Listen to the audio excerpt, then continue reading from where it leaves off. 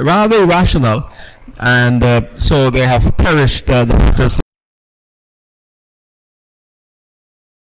proceedings as well.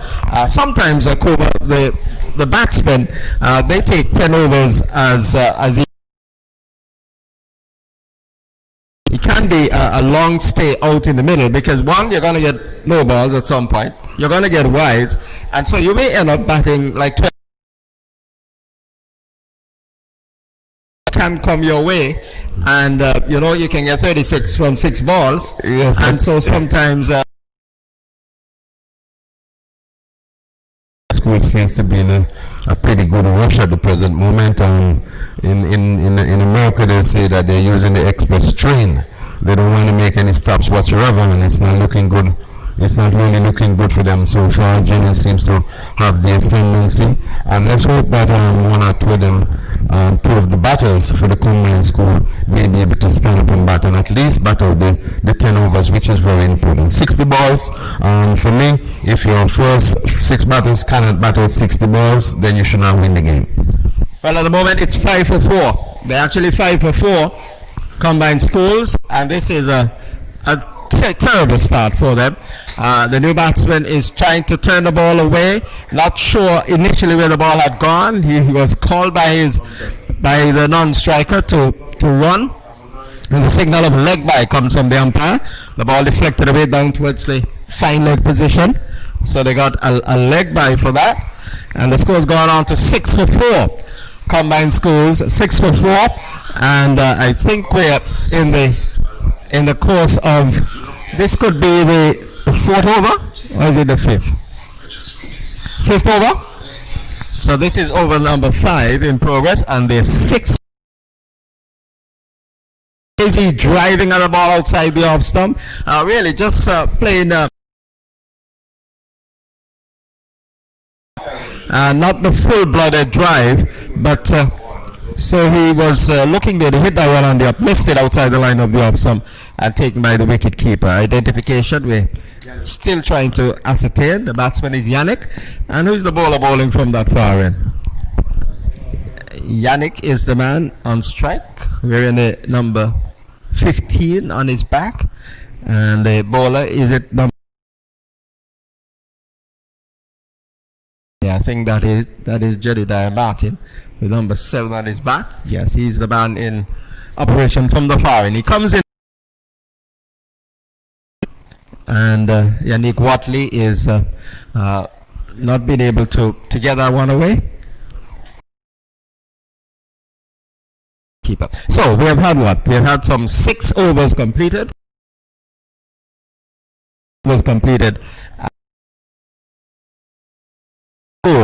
6 for 4 combined schools.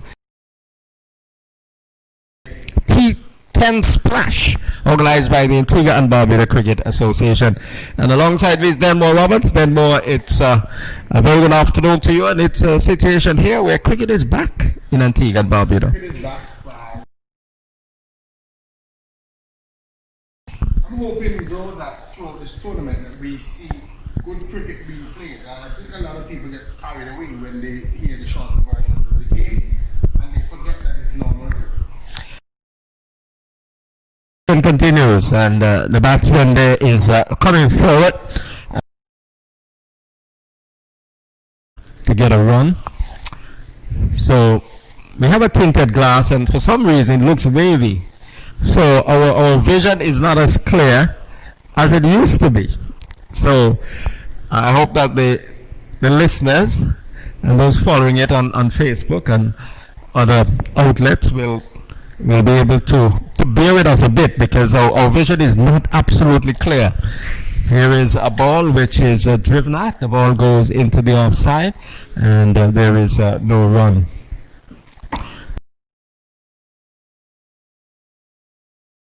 A better view, or we might have to take off the tint. Is necessary, but for the time being, like I'm, and that's why to us here on the northern side of the Vivian Richards Stadium, the scorer of the off stump.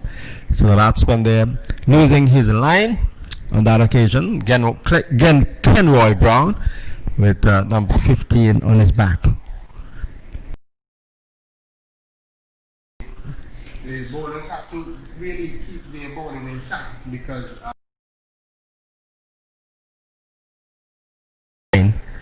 so that was a good delivery. It was up to the batsman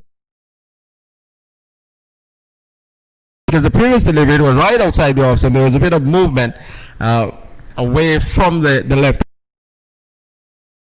and the ball took the edge and caught by the wicket keeper. So he makes his way back to the pavilion. Ground, and they're now 5 wickets down this match in the T10 splash at the Sylvian Richards Stadium. Early in the proceedings, they're in dire straits. yes, they are in dire straits. No movement of the feet just now from the batsman, just waving back at the full delivery. Delivering it was right up to him. Normal top quality batsman would have pressed that one to the offside and probably look for a boundary. The batsman just waved the bat at it, and the edge found, nice juicy edge found, and simple take for the wicketkeeper. It went straight through to him, didn't have to move, and the combined scores losing another wicket. Yeah, so they bowl up. Kenroy Brown anxious to get at the new batsman who takes his guard, and looking here to set low his bat as he moves the bat aloft now. And here is Kenroy Brown at the top of his mark, preparing to go into the new batsman who settles. Flicks at it, ball now picked up by the wicket keeper as the batsman scamper.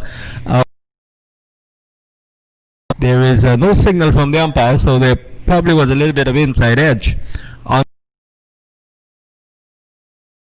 Confident in his appeal, but the umpire would have none of it, and so they managed to scamper what turned out to be a run. Once again, Kenroy Brown trying to bowl full to the batsman, and on that occasion the batsman was lucky because it was right up to him, not the inside edge, and the ball for a single. But again, the batsmen are not moving their feet, and they're looking very tentative. So we're watching now as he comes in and signals leg by, and so playing across the line of the ball, and that's why he really missed it. And fortunately for him, and they managed to get a leg by. But they have lost some 5 wickets. It's over. The scoreboard is now in operation. It's showing 10 for 4. Massey Combined Schools, 10 for 4. It is showing at the moment, and we have had how many overs, Denmo? Completed. The score on the manual scoreboard is saying that it's 12 runs, so 12 for 5.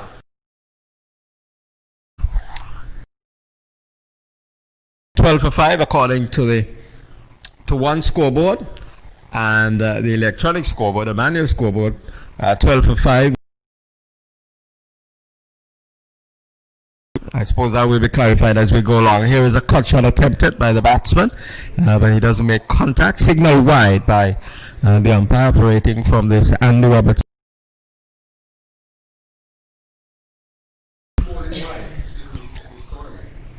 And here is a ball outside line of the off stump. This time he makes contact, but it was again very wide outside the off stump. I think he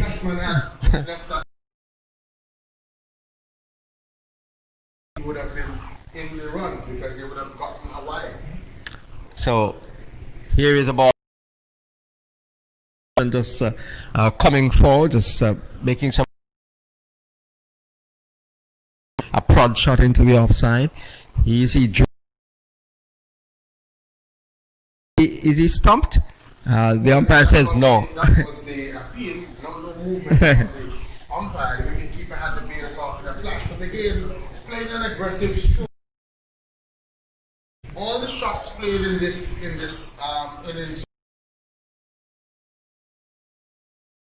trying to ease the ball into the gaps. The batsmen are looking to go for the boundaries. To definitely make sure whoever is coaching the combined school team would need the ability to put the ball into the gaps, because Kenny Benjamin, when he speaks, has always said that ones and twos is a part of aggressive batting. And a lot of people get carried away because it's a shortened version of the game, because it's only 60 deliveries. They tend to think that they need to hit every ball for a boundary. But why they fill up the basket? The batsman looking to scamper a run is 16 for 5. 16. Trying to read that. Here's a ball driven down towards the for the second run. The return comes in, carrying the score to 18, and it's 18 for 5. And just trying to pick up how many from the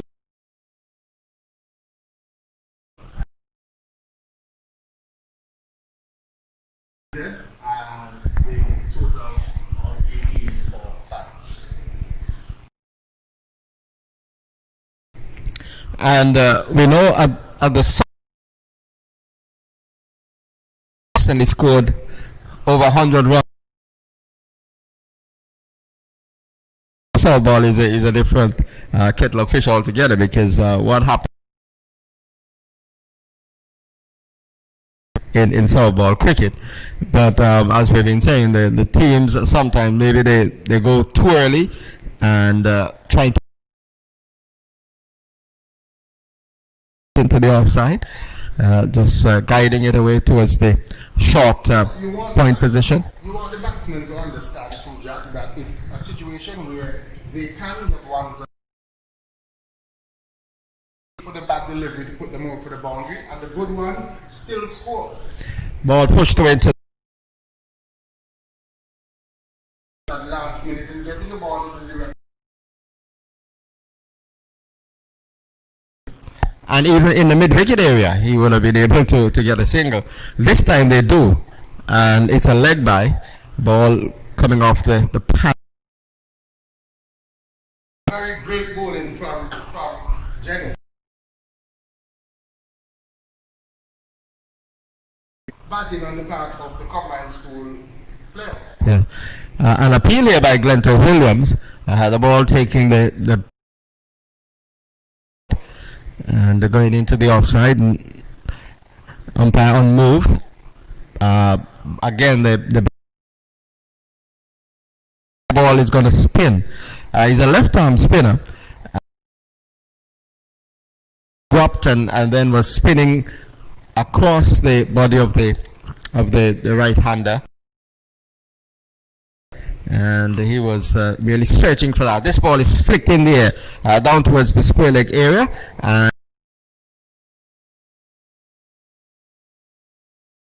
Luckily for him that he did not, fortunately for him, he did not move, because the return was quite an accurate one. So we've had what? 8 overs complete. 5. Massey United here at the Sylvian Richards Stadium. Again, in that last over, there were 4 deliveries. Seriously, should have really scored more runs. But again, the batsmanship of the combined school of possibly even ability, where they turn what should have been runs delivery into that ball at the right time, not picking it up, instead of they're going to have to look to score off of every delivery and look to push the ball into the gaps. So the penultimate over is about to begin. The first ball is swept away down to backward square. They've crossed for one. They won't come back for the second. The return fired to the bowlers.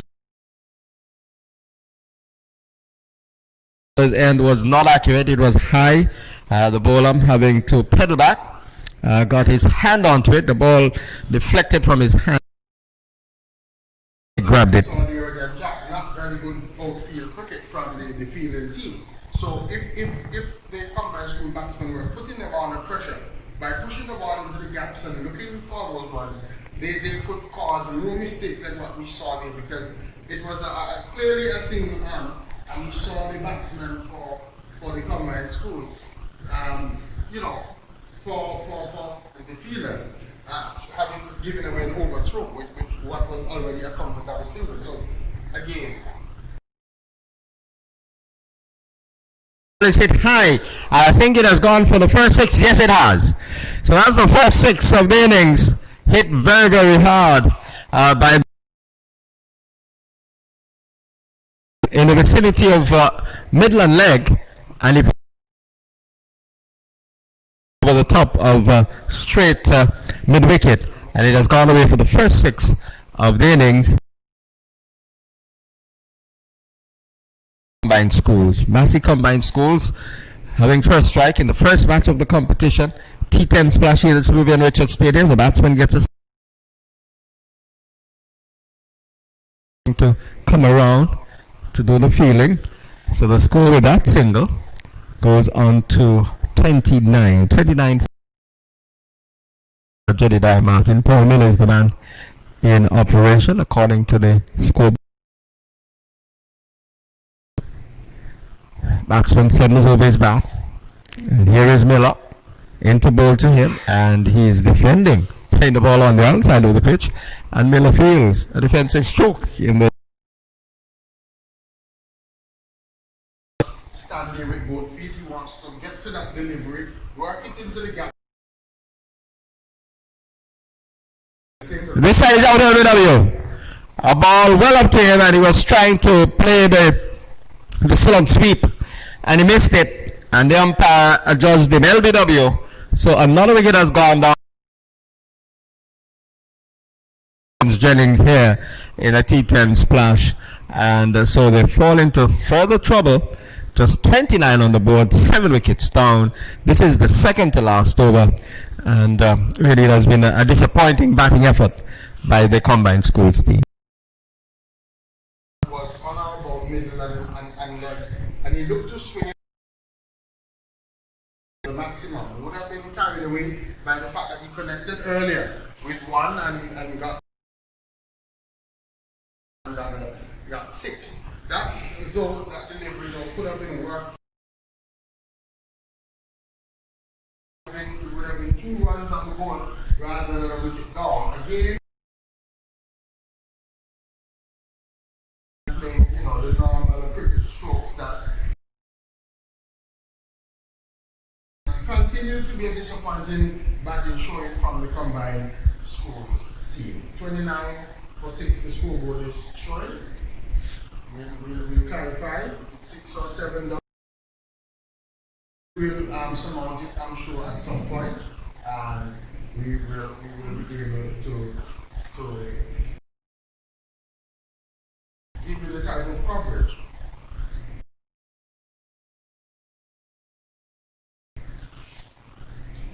Yes, the overs, scoreboard is showing that the 7 overs completed.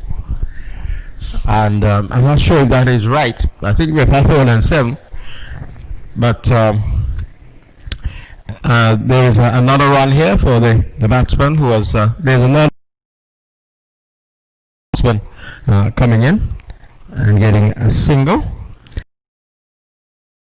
But that seems to be on a pause at the moment. It is showing that 7 overs have been bowled. As we go along, the problems will be sorted out. Cricket hasn't been played for a long time, so I think everything is rusty at the moment. Then more. Even us commentators having not, been a part of the cricket scene in a long layoff. And it's good that the crowds would come out, sometimes would come out and stadium because it's a big area, it's a wide area where we can get the physical distancing entertainment in Antigua and Barbuda with the the limitation on parties and gatherings and so on. This might be an opportunity for a couple of folks to get out of their house. So if they're listening to us and they have nothing to do in the evening, I think 2 more matches are to follow. This one this evening, and so we will encourage them to come on up to. So Orlando Peters is into their 6. Delightfully played by the batsman. Oh, that was a beautiful stroke. It was a ball well up to him from the medium. Himself into that drive, and he hit it very, very hard indeed. I don't know if you picked up the number on that occasion, but it was very well struck by the batsman. So Seems to be Shaquan O'Neal, the number 16 on his yeah, Shaquan O'Neal. I thought I saw 16, but I had to make sure. So Shaquan O'Neal a 6 off the bowling of Orlando Peters. Peters comes back very well. This time he pulled the length back, and the batsman only played a prodding sort of defensive shot at it, and the ball went on the onside of the pitch for the bowler to pick up.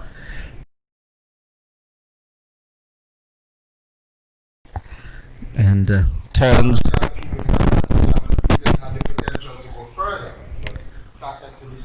Right arm medium pace, and again the batsman is undone. He was looking there to tuck this one around the corner, but it's time the effort, because I thought maybe he was looking for that ball to come on to him maybe a little bit quicker than he expected, and he got it only as far as the bowler. So Shaquan settles over his bat now, and this is outside line of the off. It will be called wide, very, very wide indeed. Looked to have been a slow one as well, attempted by on that occasion. Got it, but not been able to reach the delivery, and went by into the gloves. So again, poor bowling and the fact of somebody. He's driving at this ball and missing outside the line of the off stump. That was a good delivery. It was of a Yorker length outside the line of the off stump. And missed. Wicketkeeper took it. The scoreboard 39 for 6, and it is also showing this is this 8th over. So we'll go by what the scoreboard is saying. So this is the last ball of over number 8, and here is the batsman pushing and missing outside the off stump. Got the impression that that was a slow delivery. It was into the stroke too early, and then he just tried to maybe run it down to third man, not being able to make contact, and taken by the wicket keeper. So the over has ended with a 39 for 6. Massey United combined scores up against Jennings in the first match,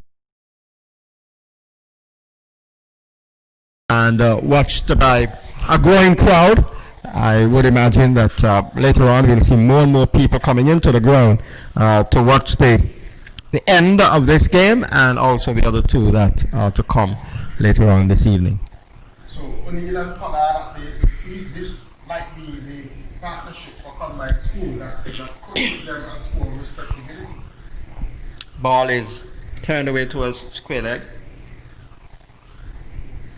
And what do you think would combined school be thinking of as a possible score?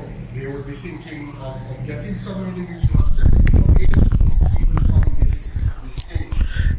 A ball takes the outer edge of the bat, a thick edge, and goes away down towards the third man position, and they'll sprint back for the second, but that was involuntary, and ball coming off the edge of the bat, and there is no slip in place. The man at point having to run back from that backward point position. A couple of runs had. It's going to into 42 now. Here's the batsman going forward and his ball. Going forward and looking to play an attacking stroke. Not been able to make contact, and that's Shakwan O'Neill, who has been dismissed. Yes, he has been dismissed. He has been bowled, and the score now 42 for 7. Far too easily. Again, nothing delivery. A delivery that didn't really have any zip or anything on it. It wasn't anything special. He just played all over it. Played down the wrong line. Missed it completely. Had his stumps uprooted. And, you know, after a good little cameo from him of 20 runs coming from O'Neill, in which he had some big hits, this would be a tough loss for the combined school, because I was just commenting, Jack, that he might be key to them getting a score of some measure of respectability, some, you know, some. They would. I was thinking that could be a score that they would fight with, but then having lost him now, and the two batsmen that are at the crease coming in, it's going to be tough to come back. Yeah, so run away towards the mid-wicket area, and they got us run for it, and so the score has inched on to 43 for 7. Ball is stayed away down to the backward point area, short third man position, and the fielder is there to pick the ball up. Batsman cannot cross, so dot ball, precious dot ball. Watley is the new batsman who's come up to join his captain Ephraim Pollard. And Watley's driving big a run for it, so the in the wider community as to whether or not combined schools should have been in a competition of this manner. Having being youngsters that we're trying to teach the game at that early stage in their career, there are those folks out there who think that they should not have been in competition. I don't know, I'll hear your comments on it. Combined school should not have been included in this tournament. So we're watching Orlando Peters with the down to the third man position, and they got a run for it. Maybe 20 years ago, 15 years ago, I would have said no. It's very much the preference, and I think it's going to be the future. We could include them, and they should be included. Here is Orlando Peters. Point area, they stamp out a single, because I believe somewhere in the north going to be, especially for us in this part of the world, given the fact the I'm saying I'm not drawing the same level of support. This ball is driven out outside the off. I'm not drawing the type of support. One of play of our players in terms of the test cricket. In terms of test cricket, the fact that our players are not showing the ability to concentrate over, you know, a version, it would cause a lot of people to think that, you know, we should give that that's the purest form of cricket, and it should stay around for forever. Outside the off stump,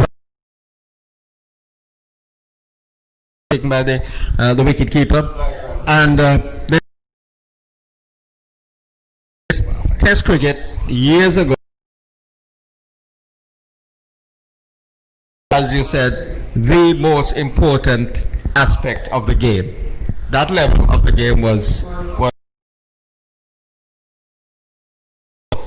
of cricket. Ball pushed away down towards the backward point area. They scampered around. would consider that test match is still the best way to go. What we see in other countries, especially in those countries, Smiths, Pujara, and so on, they are doing well at Test cricket, the form of the game where you have to really, combine your skills over an extended period of time. Last ball of the innings, up from. Going to take the catch? Yes, he does. The innings, they've finished the innings on 47 for 7. Jennings, so Jennings will need 40. That some of our players in the Caribbean, maybe a lot of our players, do not really see that Test cricket as the ultimate. Yeah, but Jack, when we look, they're not working. So they're not working. Yeah, but when we look across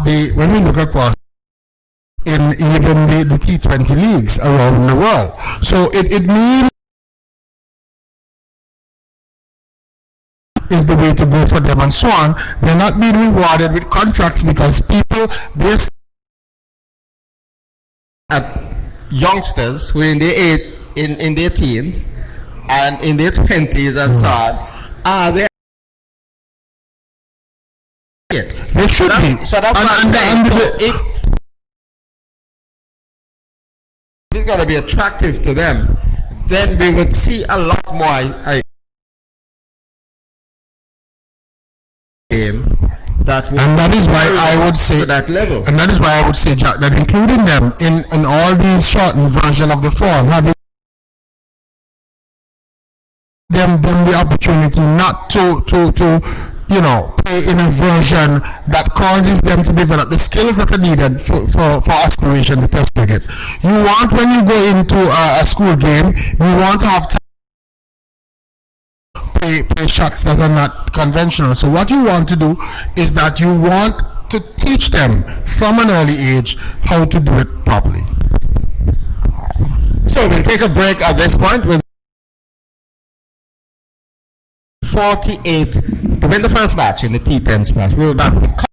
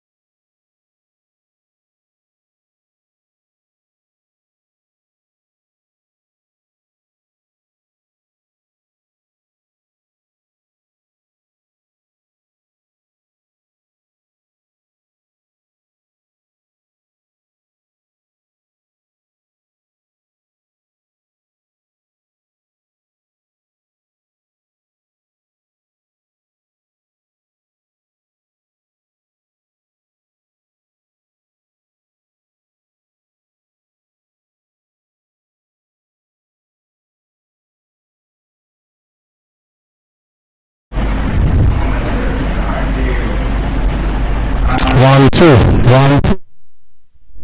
Check, check. Check, check, check, check. 1, 2.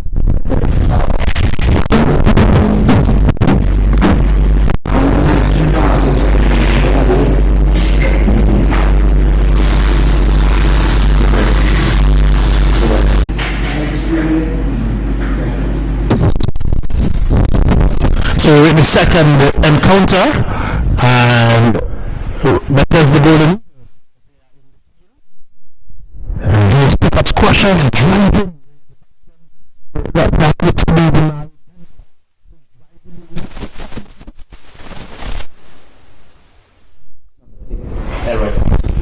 Elroy Francis Jr., who is opening the batting. I think he's the captain too of the pickup squashers. Facing up to Anthony Martin, looking at quick single from back. So, still in the first over of this match between the Bethesda Golden Eagles and the Squatters.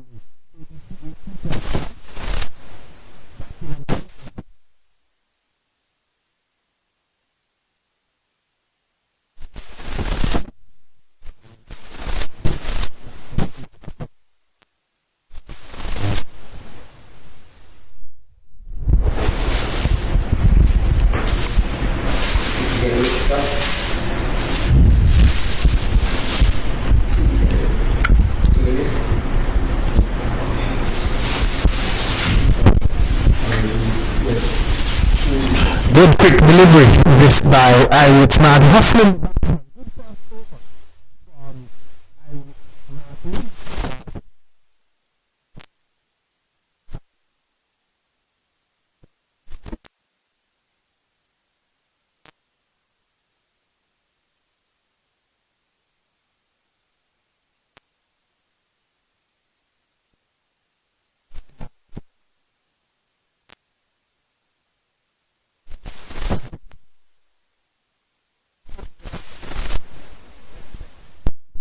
And we know he's very, very experienced, and he's a thinking bowler, and so he was able to keep the batsman quiet in that opening over, applying early pressure from a Caribbean Union Bank Golden Eagles Bethesda perspective, and also Pickett Squashers will be looking to up the ante in this the second over with the second over to be bowled from this the commentary box or northern end of this William Richards Stadium.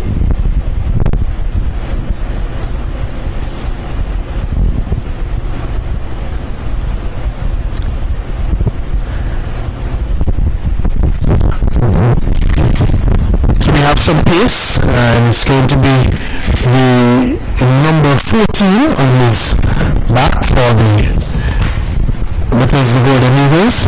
We'll get his name momentarily as we just try to sort things out here, as we hope that you're enjoying our live stream here on ABCA Cricket, as this is the T10 Splash, the return of cricket.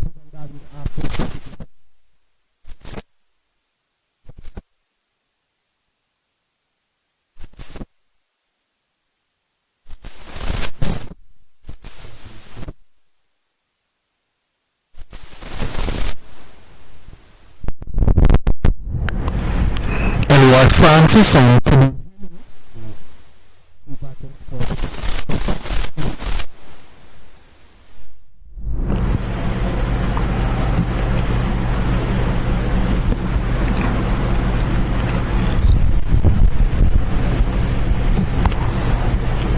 short delivery again, the batsman is pulling, doesn't time it well, the ball falls.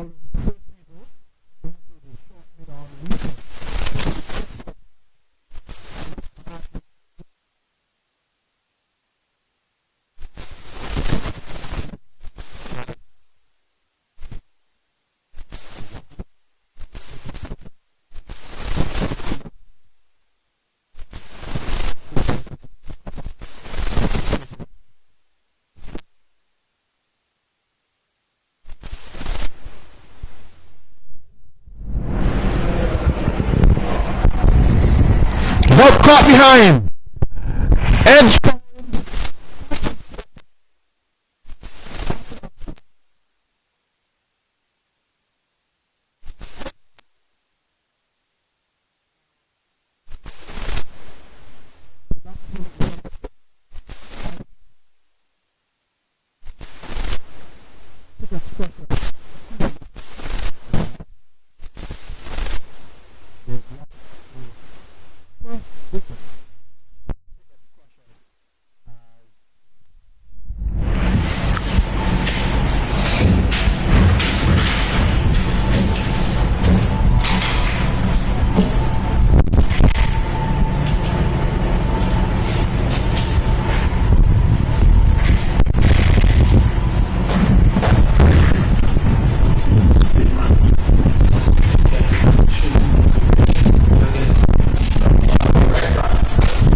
So Kelvin Pittman taking that wicket. Here's he in again. This delivery is flipped away in the air over the top of backward of square, and it goes for 4 runs. So he was on his legs and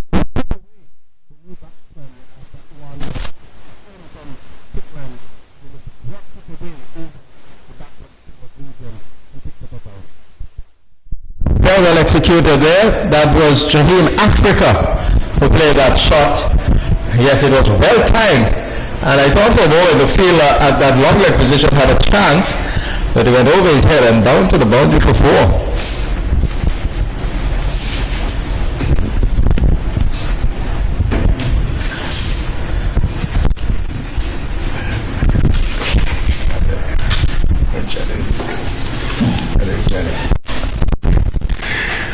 In fact, it was the Mari Benta. Sorry, it was the Mari Benta.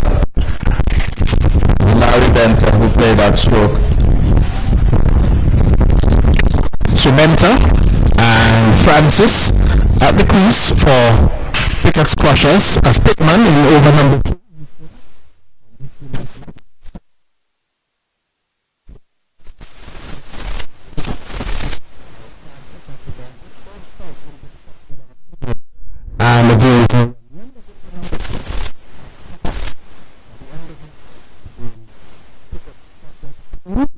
And trying to build an innings.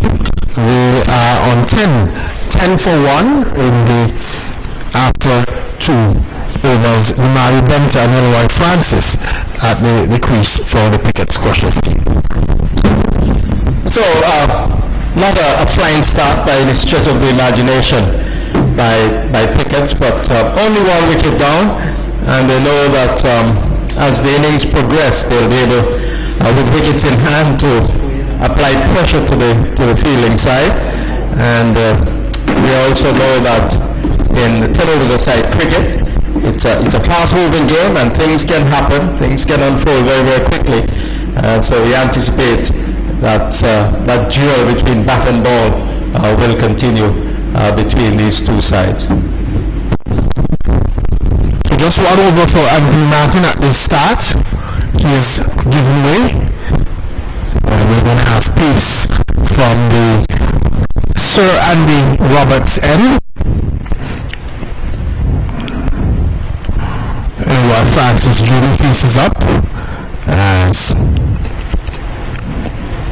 short delivery is delivered to him from the bowler. We'll get his name momentarily.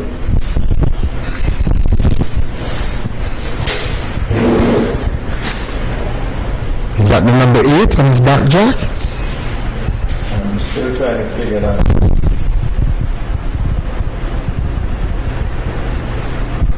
We're trying to identify the bowler because the scoreboard is not up as yet, having some technical issues.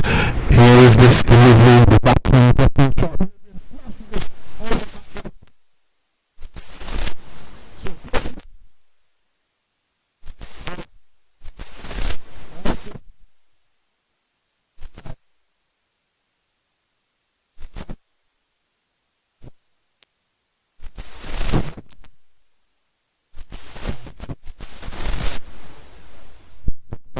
On his back.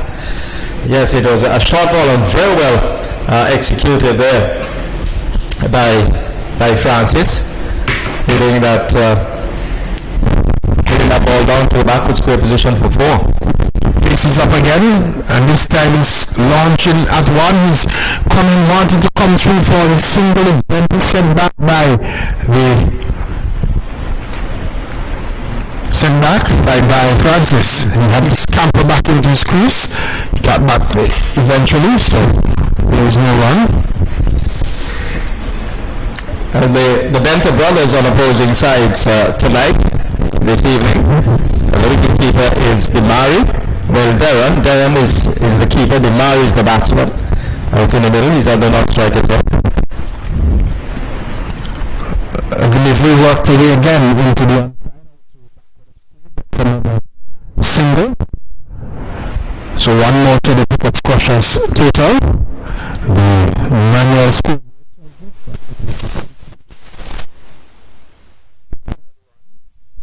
So they're now on 23 for 1.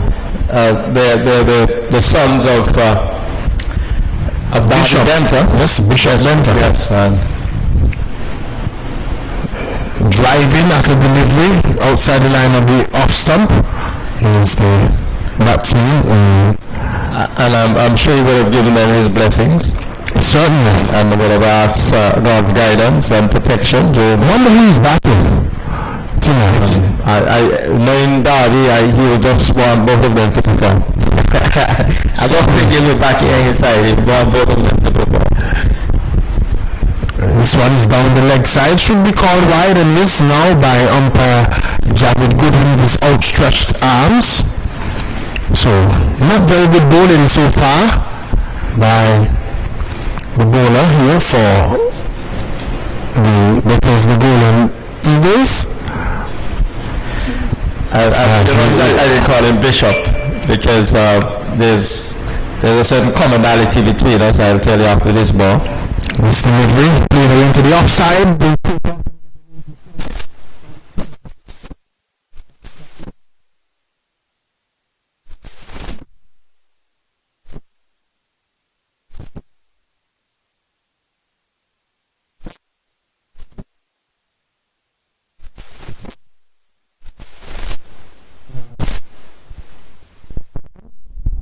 Just trying to pull it up.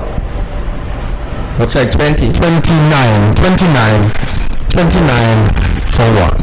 Yeah, we were schoolmates. Both of us attended the Clare Secondary School, and both of us now live for Jesus. Both of us are Christians, and so in the kingdom of God, you don't really see each other as necessarily, and Jesus said that in heaven you won't have a hierarchy.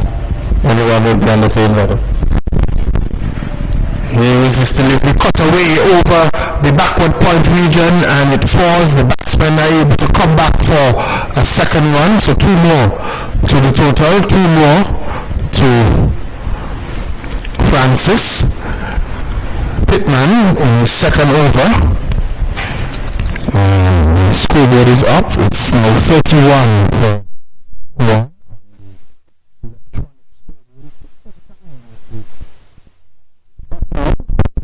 Here is Pittman in, a young fast ball, and this delivery again just stayed away out into the offside field. Good cricket this from Pickett's, not trying to smash every delivery, but keeping the scoreboard ticking over with every ball that they're playing, and just looking to put the ball into the gaps and run for the singles. 2 young men at the crease in Benta and Francis, and so they should be able to turn their legs over and pick up the ones on the fired down the left side.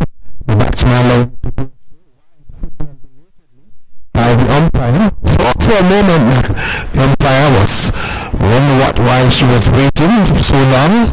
And then young Melissa Lorry, I think this is the first game standing in a T10 competition.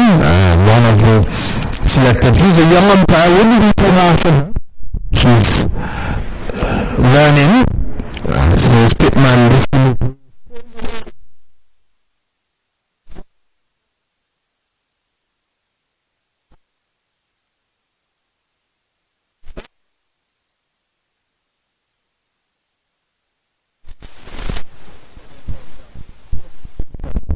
He was short, he was angled down the leg side, and he was merely helped by Demari Benta, hitting that one beautifully away. Not trying to hit it too hard, timing it beautifully. and it went over the long leg position for 6. Delivery on the line of the off. But better delivery from Pittman.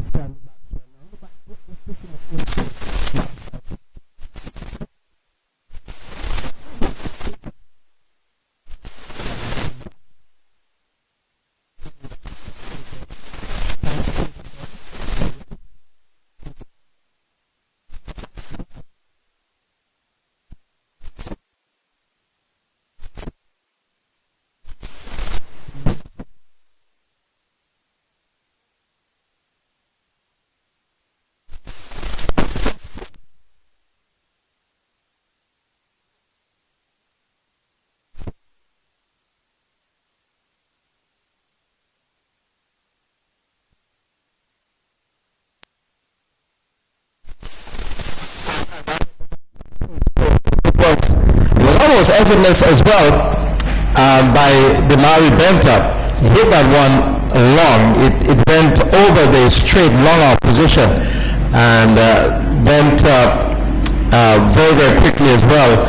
The fielder running back, I don't know why he was running back because he was always going to go over the rope, and it was a wonderful stroke by Demari Benta. Now, he has very powerful wrist.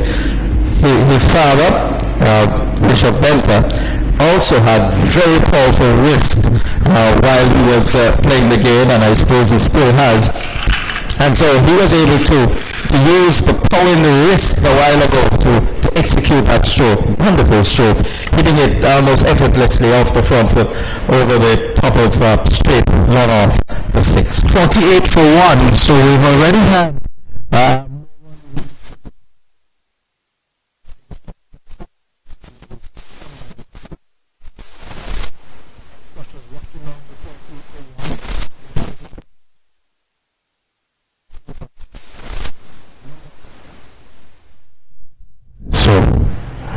Poor delivery.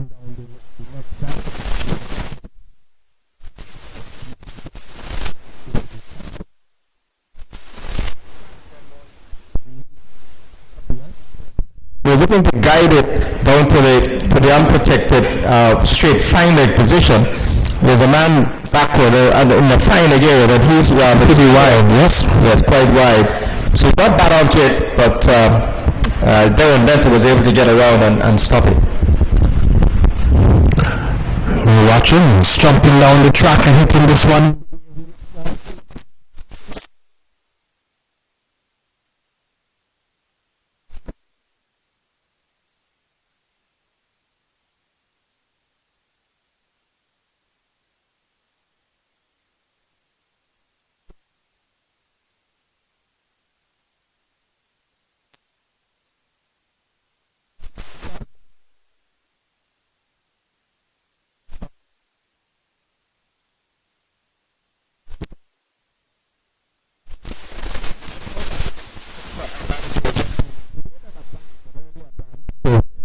To try and get as close as possible to that delivery. The ball saw him coming, he pitched it short, and he was climbing, and because he had made an advance, he could not control what he tried to effect was a pull shot, a sort of a hook shot, because the ball was quite high, and he only got it of the top part of the bat, could not control it, and it just lobbed away towards the forward square leg position. But now at mid-wicket, ran around and took a gentle catch. So that's the end of the captain, Elroy Francis. He has been dismissed in what is the 5th over of the innings. Certainly. So, because the Golden Eagles, they would be happy getting a wicket. This delivery is rocked into the onside field. They come through for a quick single, not picking the ball up cleanly off the fielder on that occasion, and the batsmen were able to come through for a run. So the new batsman, with the number 26 on his back, is Drew. Enrique Drew. Yes, Enrique Drew. I wonder what his parents would be saying. Call my child his correct name. He's Enrique. Yes, he's facing up now his first delivery. He's getting a short delivery. He's rocking back on the ball, taking him on the glove and going down to Brian Benter.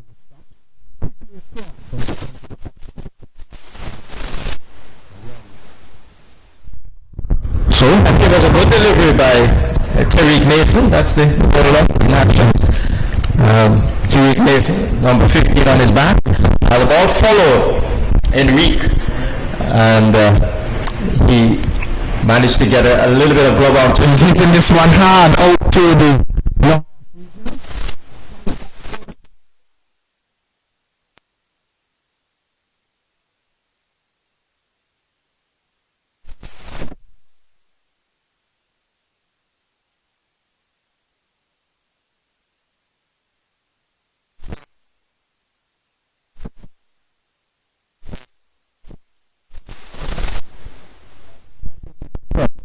to what we saw early on in that game between Jennings and Massey United Combined Schools. We'll be looking at details of that in a short while as well for those who missed it, but batting much better. Joe is driving out to the number.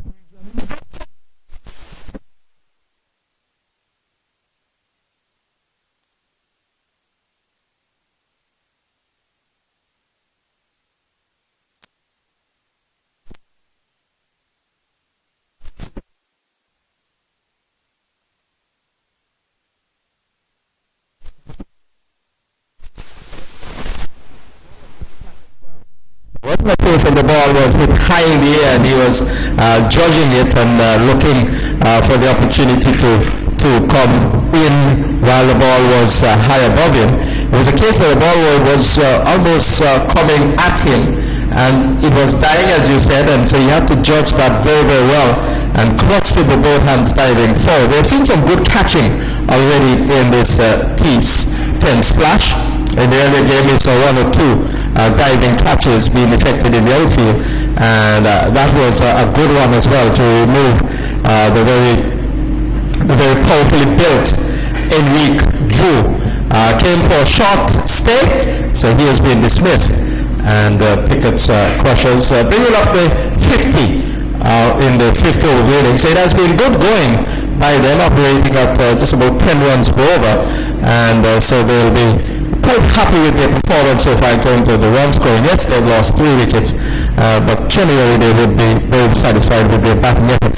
And I was saying that it has been in marked contrast to what we saw earlier, because the running between the wickets has been a feature that has been very, very good for Pickett's Crushers. They've put the fielders under pressure, and in certain instances we saw the benefits of that with the runs coming, even additional runs coming as a result of exerting that sort of pressure.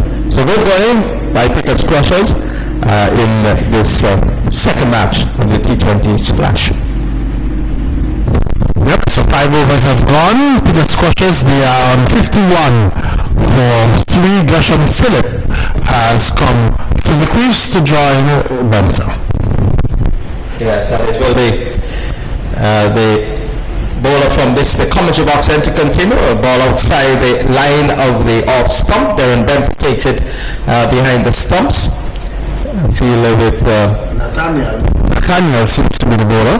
Yes. He has 16 on his back, doesn't he? We don't have 16 on the sheet though. Well, maybe it's number 10. Maybe. It looks like 18. Is it 18? It is 16. It is 16. Yes. It says that it's Nathaniel who's on, so they're going Nathaniel. Yes. So instead of 10, it's supposed to be 16. So 16. That happens sometimes. The number on the sheet we've been given not corresponding to what's on the back of the bowler. So Nathaniel is the batting operation. He's bowling medium pace, and this is the commentary box on northern end of the Sir Vivian Richards Stadium. He's in, and batsman is playing and missing outside the line of the off stump, and trying to pick up the name of the batsman who has come in. Philip. Philip is the man who has come in Number 31. to replace Gershom Philip, yes. He has come in to replace Enrique Drew, who was caught at long off. So here's Nathaniel, and Gershom Philip is driving, comes off the thick outside edge and goes away down to the third man position for 4 runs. But involuntary, was looking to drive it down the ground or in the vicinity of mid-off. The ball took the edge and went by the wicketkeeper, Darren Benter, down to the boundary for 4. It's now 55 for 3, and we're in the course of the 6th over of the innings with... They say if you're flashing, Jack, you flash on. And flash on.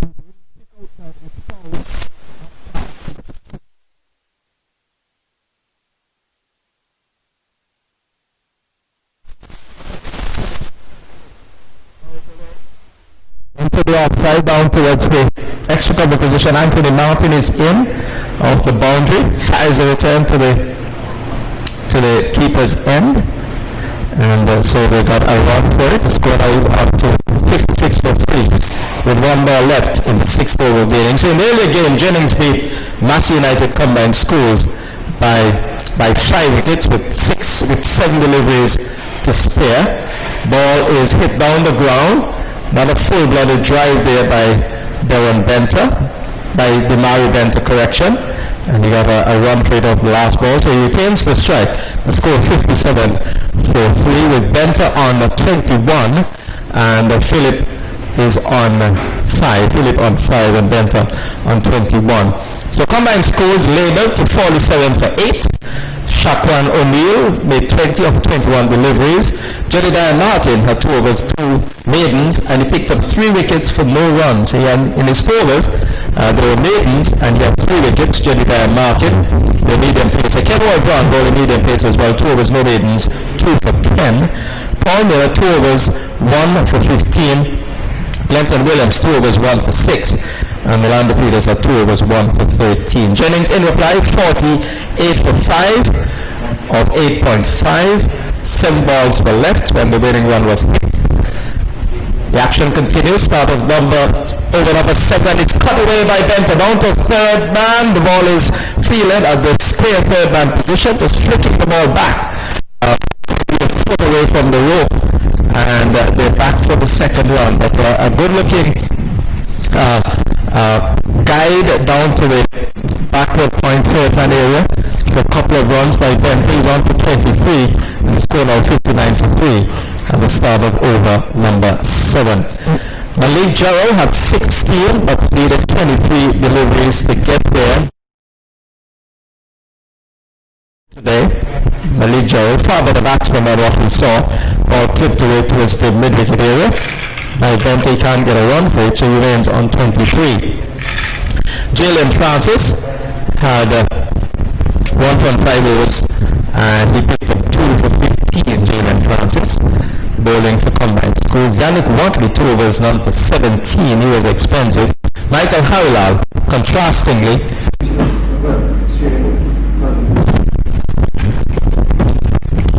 welcome back, and we're still in the course of over number 7. There's 1 ball to come as the Mari Benter faces, and he turns it away down towards the backward square position. He's hustling the first run. Field is under pressure, and he allows the batsman to come back for the second. So Benter scurries back for the second run. And again indicating that once you put the feelers under pressure, you may be able to benefit, and that was a good example of it. And so the score after 7 overs is 67 for 3. Pickett's crusher 67 for 3, and getting a couple of runs off that last delivery. 30 runs for the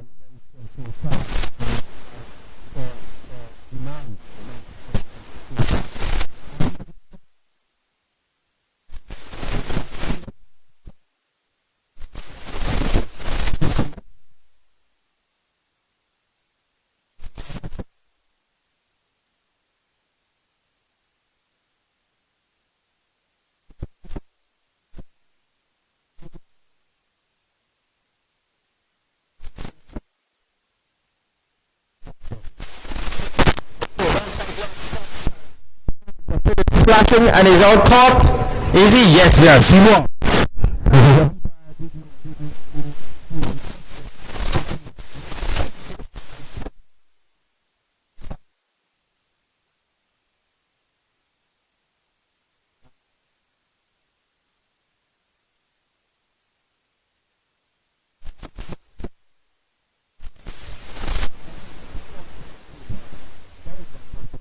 Nathaniel 6, and this wicket falling at the start of over number 8.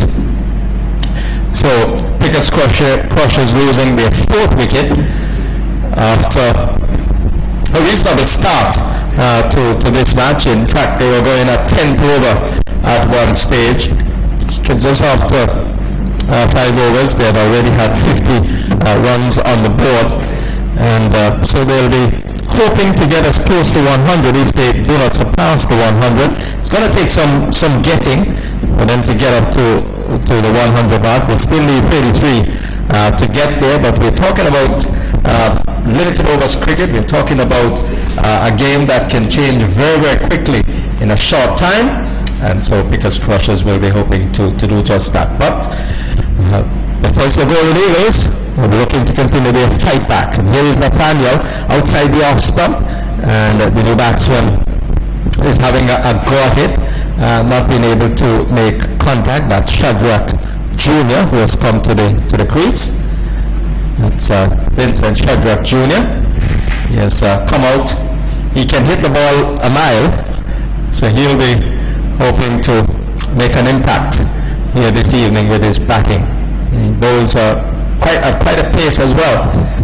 At one time, I'm pretty surprised to see that Pickett's Crushers have sent him this early. I thought somebody like Isan Warner, who is a younger upcoming batsman at this stage, where you still have a few deliveries left, that you would want somebody that is not just going to come and try to muscle the ball, but you look to work, the singles and twos as well.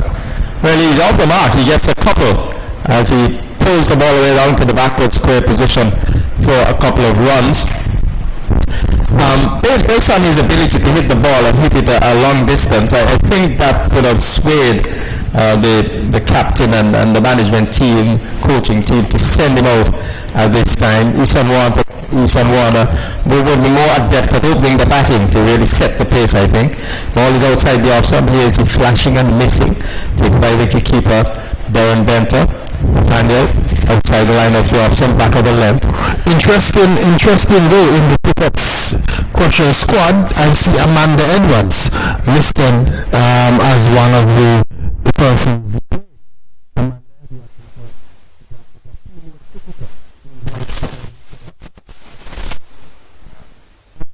Pick up on the field though. Here's the ball straight away down to the fine third man position for a single, and the batsman on that occasion being Shadrach Jr.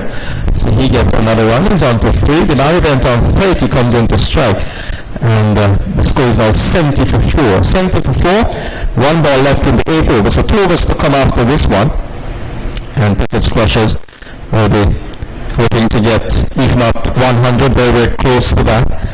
As Nathaniel, medium pace, bowling right arm over the wicket, he's in, and this is swung away beautifully down to backward square, and he has gone away for 6. The Mario Benter hit that one wonderfully. Oh, that was a glorious shot. He was back, and it wasn't all that short, but he created the room to execute that one, and he timed it sweetly.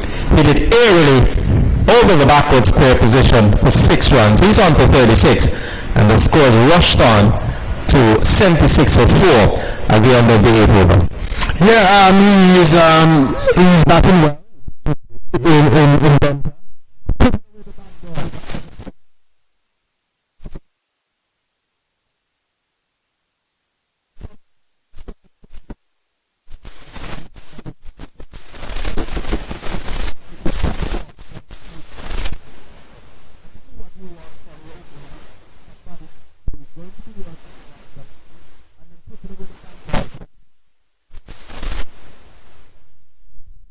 The 8th over has started. Shadrach trying to swing it in the vicinity of square leg, not being able to make contact, and The bowler who is operating from that end. Is it Weaver? His ball is again not scored off by who is the Warner. It's Warner.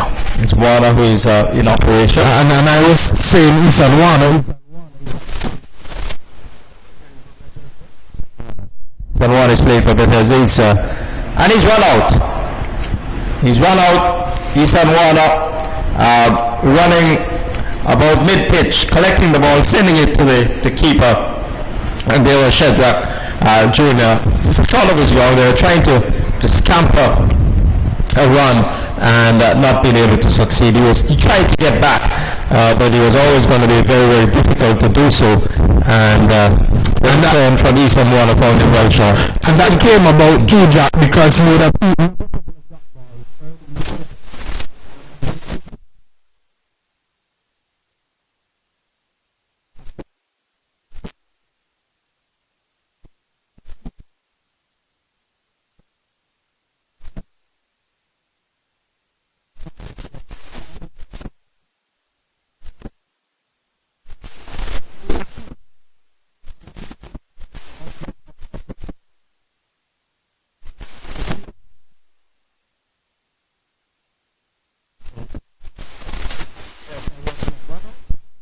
And his departure has allowed the entry of a new batsman.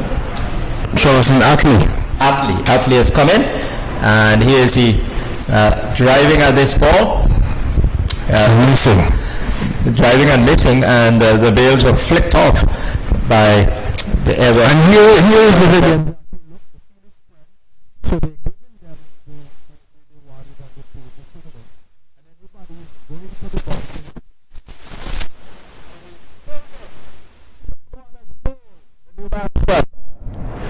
Attlee looking for a big drive, missing, and the ball hitting the off stump.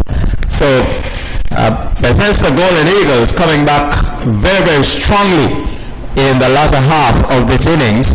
At one stage, Pickett's Bullets were scoring at a 10th over, but now they are 76, is it? Or is it 78? Just making sure that I have the right score. It's 76 for 6. The score has been on 76 for some time. 76 for 6. And we're in the course of over number 9. So one ball left in the 9th over, and the score is on 76. We're talking about 100 not too long ago.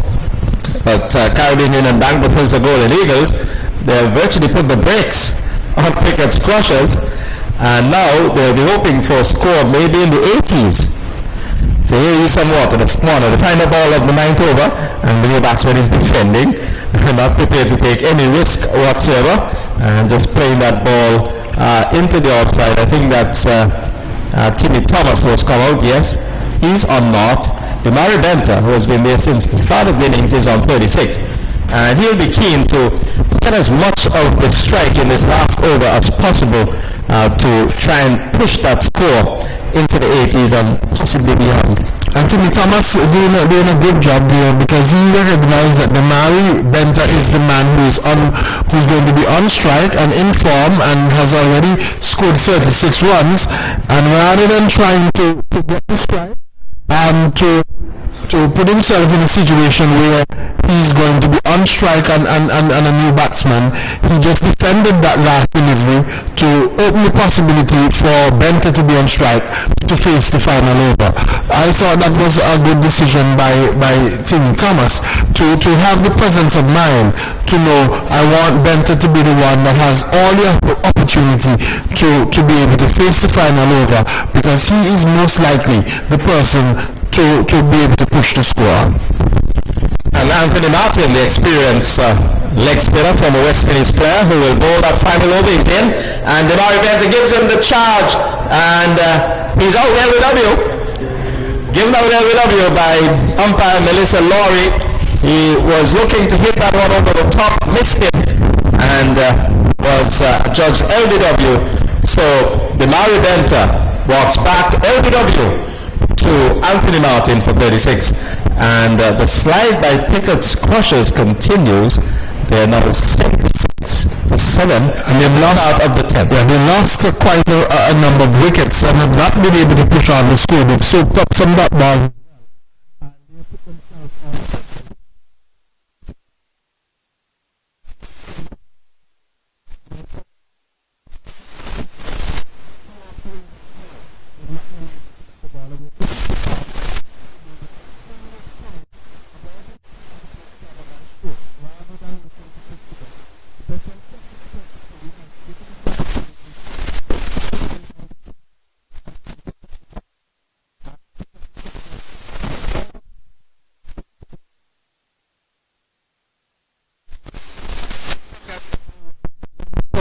It's defensively played by the new batsman. So Anthony Martin, we know he has the guile, he has the experience. Scott is the man who has come in. Here is Martin into bowl to him, and Scott is pushing it into the offside. They go for the quick single. Ball goes up towards the extra cover position, and so they scamper the run. Score now on to 77 for 7. We're halfway through the final over. Anthony Martin, the leg spinner, very, very energetic. Just waiting for the batsman to settle. That's Timmy Thomas. And here is Martin into bowl to him, and he's swinging at this ball, gets it away down towards the straight mid-wicket position. The fielder comes off the ball. They're coming back for the second run, and they managed to succeed. The return fired towards to the keeper's end, and the batsman there, Timmy Thomas, managing to scamper home. The score goes on to 79 for 7. 2 balls left in the last over. And here's he swinging at this ball. And is he bowled? I think he is, yes. He has been bowled. So Timmy Thomas swinging at Anthony Martin, missing, and the ball crashing into his stumps. Another wicket has gone down. It is now 79 for 8. And just 1 ball left in the innings. Again, just looking to go anywhere at that delivery, and Anthony Martin using his experience, bowling straight, you miss, I hit is the mantra that he's using, and bowling straight, the batsman looking to launch him over the mid-wicket region, missed it completely, and the ball crashed into the stumps, and Pickett's Crushers have lost the way. They have gotten up to 76, I think, with about 3 overs to go. And here we were thinking that they were going to really, ram it home, but good fight back this from the Bethesda Golden Eagles. And the experienced bowler in Anthony Martin coming in right at the end and bowling a very tight final over that has really kept them in the game. And that's expected because this is what he usually does at the this level and even at the regional level. Very, very skillful in containing the batsman. So when the single coming off the last ball, pushed away into the onside, Martin having to give chase. So the score eventually for Pickett's Crushers 80 for 9. It means that Bethesda Golden Eagles will have to score just over 8, probably marginally above 8 to win the match.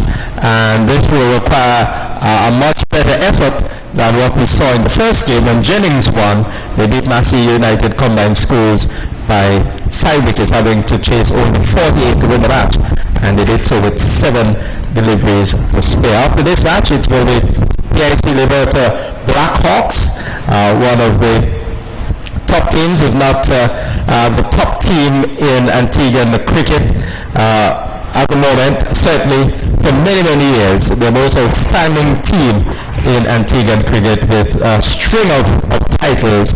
They won the Cool and Smooth T20 competition, the holders of the trophy, and they'll be having their stars on show later on in the third match of the opening day of action in the ABCA T10 Splash. And they'll be up against All Saints Pythons in the nightcap, as they call it, this evening. So much to come in this T20 Splash. We are going to see the Bethesda Golden Eagles go in pursuit of 81 to win this match when the action resumes. Then, no? Yeah, I think they Pickett Squashers would be disappointed with their final total of 80. They looked as if they were going to score more, especially in the middle.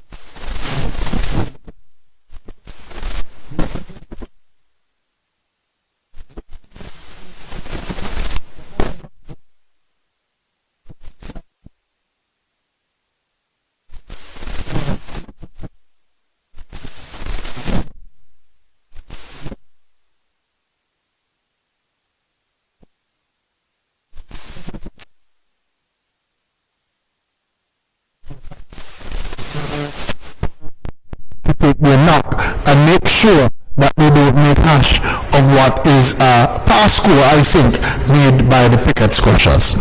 So at the break, it's 80 for 8. 80 for 8. Pickett Squashers out there, 10 overs.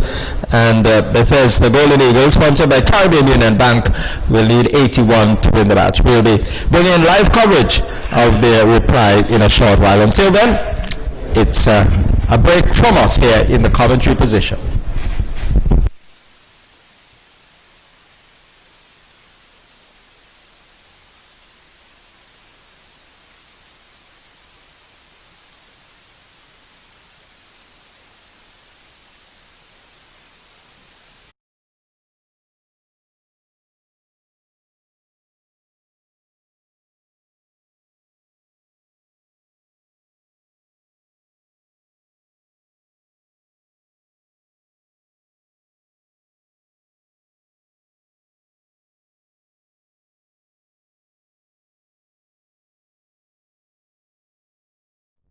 The Pickett Squasher score of 80.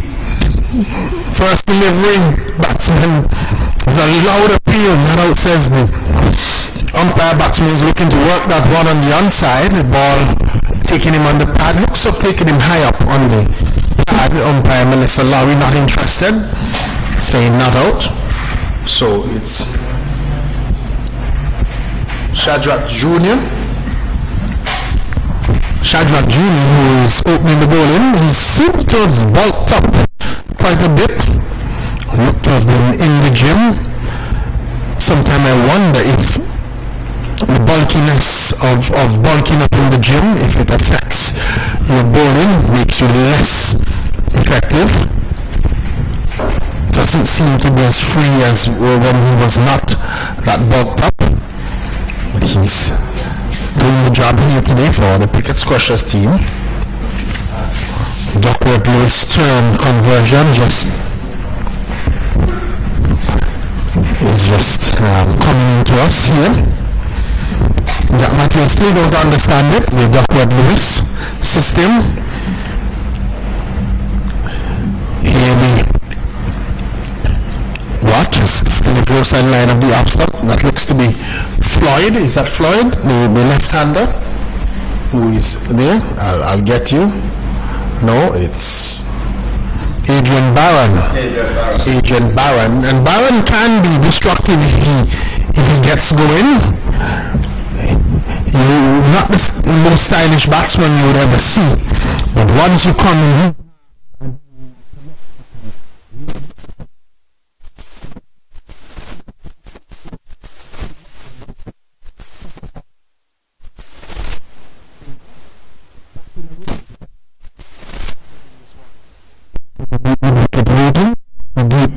cover region and coming through for a run.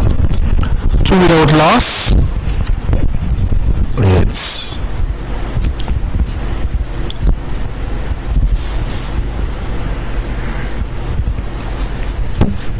Thomas and Barron, the two batsmen at the crease, and Shadrach Jr. Just going to look as quickly, not bowling as quickly as we've seen him bowl in the past. Would have played for the national team as well, Vincent Shadrach Jr. Yeah, clearly bowling within himself because the requirement here is containment, and so he's made a good start with that.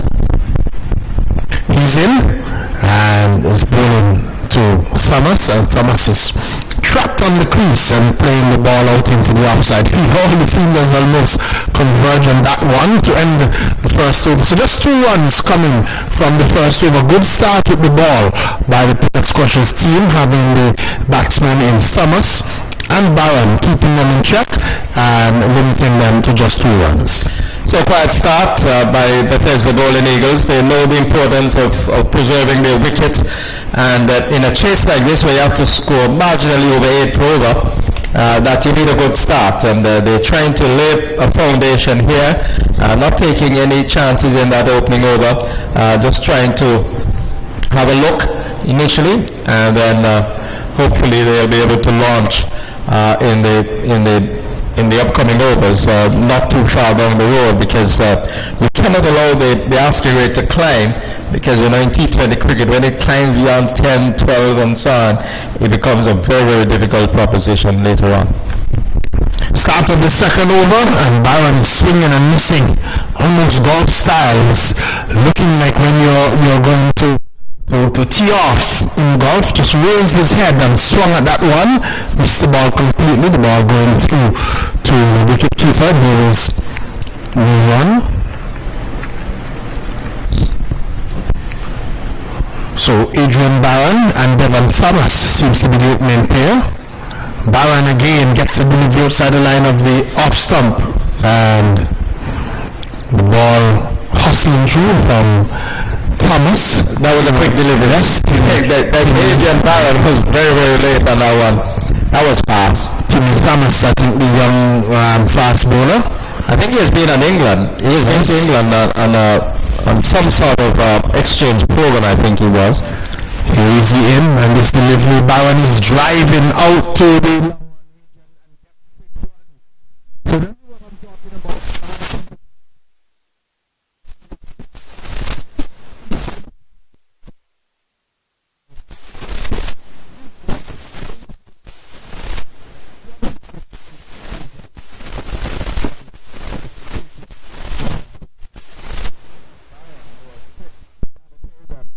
Bowler. He was quickly onto that one. He did well down the ground. Thomas is in, and Barron is swinging, and the ball going past the wicket keeper and coming down to a short third man position. So they come through for a bye.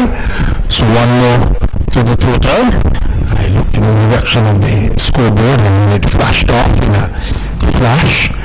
So 1 more to the total was Thomas, who is on strike.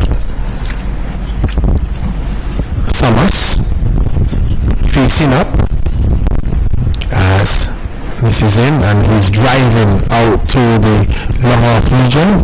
Comes through for a single. I wasn't certain if Devon Thomas would have been in Antigua. Haven't heard about him for a while, but seeing him here in the lineup, he would be a plus for the Golden Eagles team. Indeed, and what we've noticed so far that he hasn't done anything extravagant, anything beyond the norm. He's trying to play the ball in his spirit, and he's very, very quiet in his approach so far, which is good. This delivery, Barron is driving, but the ball coming off the inner portion of the bat and going straighter than probably where he wanted it to go, but he gets a single to end the over. At the end of over number 2, CUB Bethesda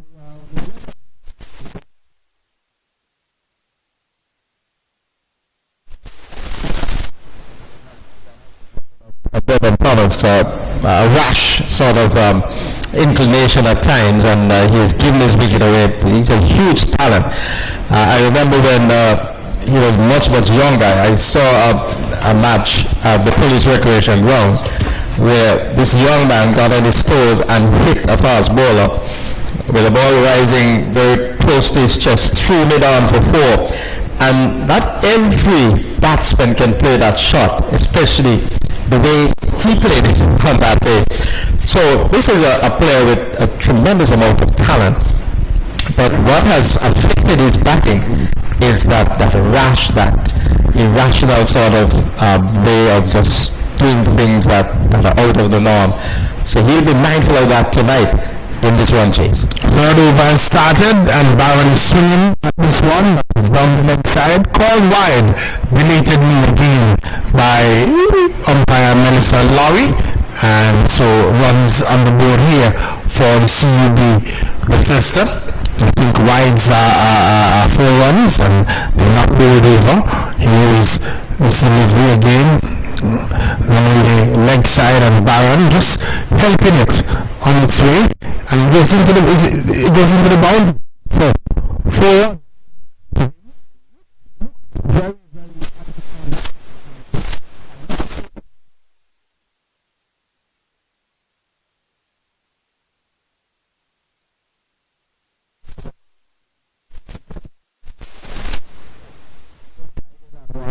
And picking up the boundary. 19 without loss. He's out. He's out. There was a loud appeal, and the umpire raised the finger, and that's the end of Barron.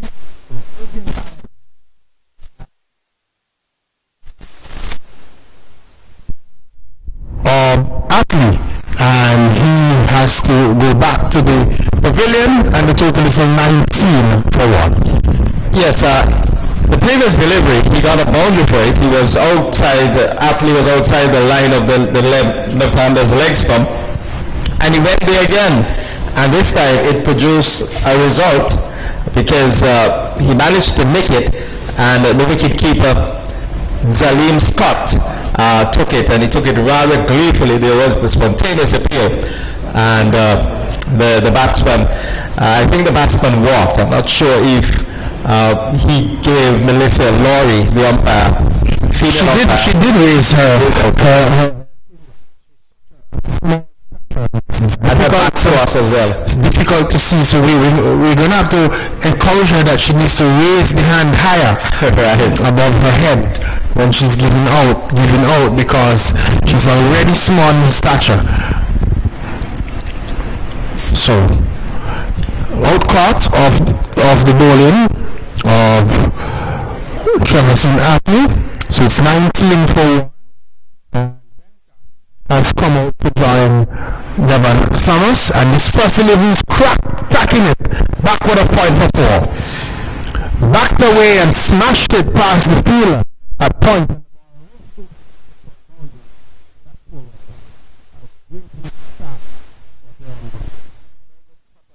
Cricket ball. He's a busy sort of cricketer, has an array of strokes, fleet-footed between the wickets, and I think we're going to see some quick running between the wickets tonight between these two. But you have to be accurate against him, because he will hit you, and he hit you hard, and that was clear evidence of that. Smashed through backward point. Here is this delivery again, nicely guided by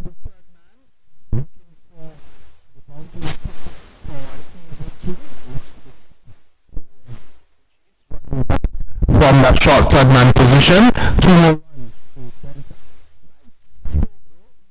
guided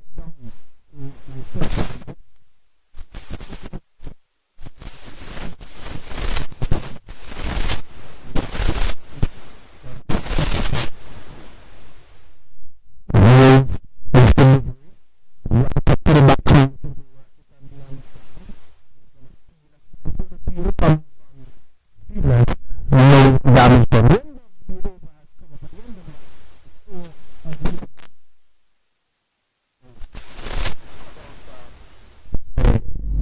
The accumulation of runs and how you go about accumulating runs, even during that first game.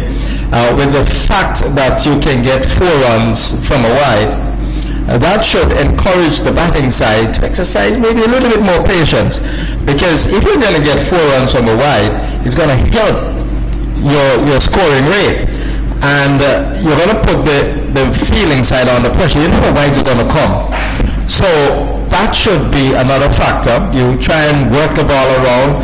The ball is going to try something when you're not getting wickets and the runs are not dried up and so on, and so you're going to benefit from that.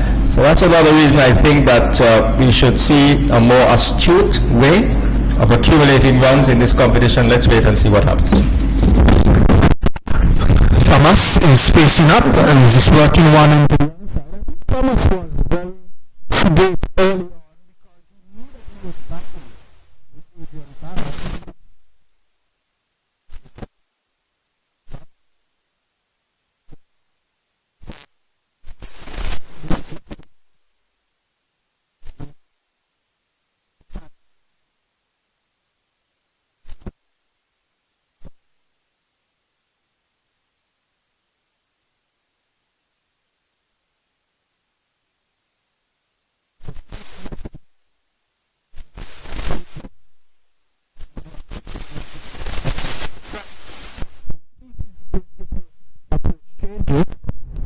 Now, they're just dropping the ball into the offside and taking off for a single. That's good cricket on the part of Benta and Devon Thomas. And again, another quick run. Thomas coming through. He's an appeal as the batsman had come through for the run. It looked as if Benta had made his ground all. We've seen some quick running between the wickets because these two are very, very fast. And we've already seen the benefits of anticipating well, running fast between the wickets. They're naturally fast between the stumps. And so this could be a factor that will work against Pickett's crushes. They're going to have to find a way to counter this because the runs are going to come that way for sure. Again, this time is working.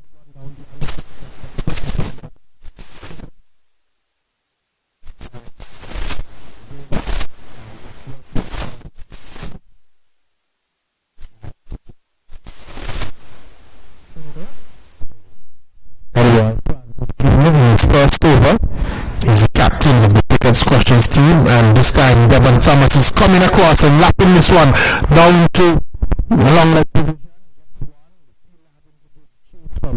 Backward of square, was quick over the ground and made up the stagger very quickly and was able to limit the batsman to just 2 runs. So the end of the over has come up. At the end of it, 31.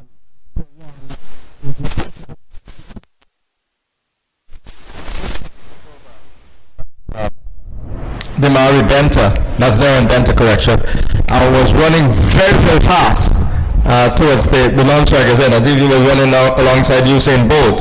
He was trying to get there so that if there was an opportunity to come back to what was the danger end, he would have covered the pitch in relatively quick time. So that is showing the mental aptitude that is being applied here out in the middle by Darren Benta. He's a very good cricketer. He works on his game. He's enthusiastic about cricket, and we're going to see some exciting stuff from him. We've already seen a level of excitement, and I think we're going to see some exciting cricket from him during the course of this competition. 50 runs needed from the final 6 overs, so 50 or 36 we would say, and in the essence of things you think that is gettable. This delivery is driven hard over the top of the wide.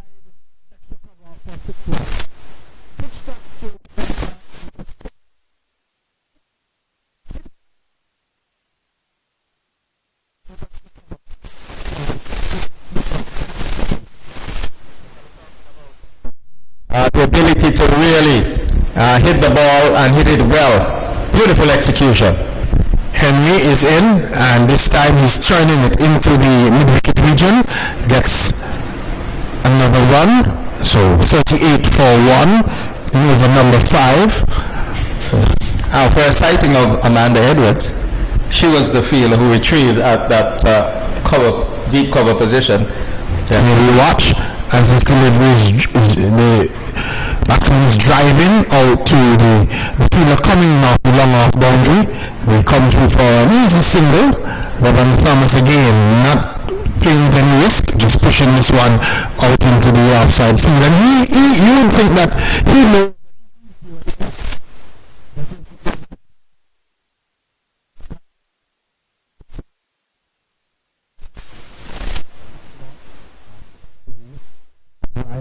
line of the off stump. Here is Henry again.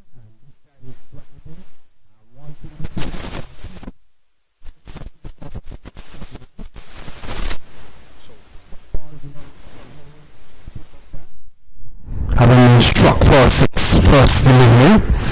Here's again, left arm around, and good delivery. One that spun away from the right-handed Benter into the gloves of the wicketkeeper, and the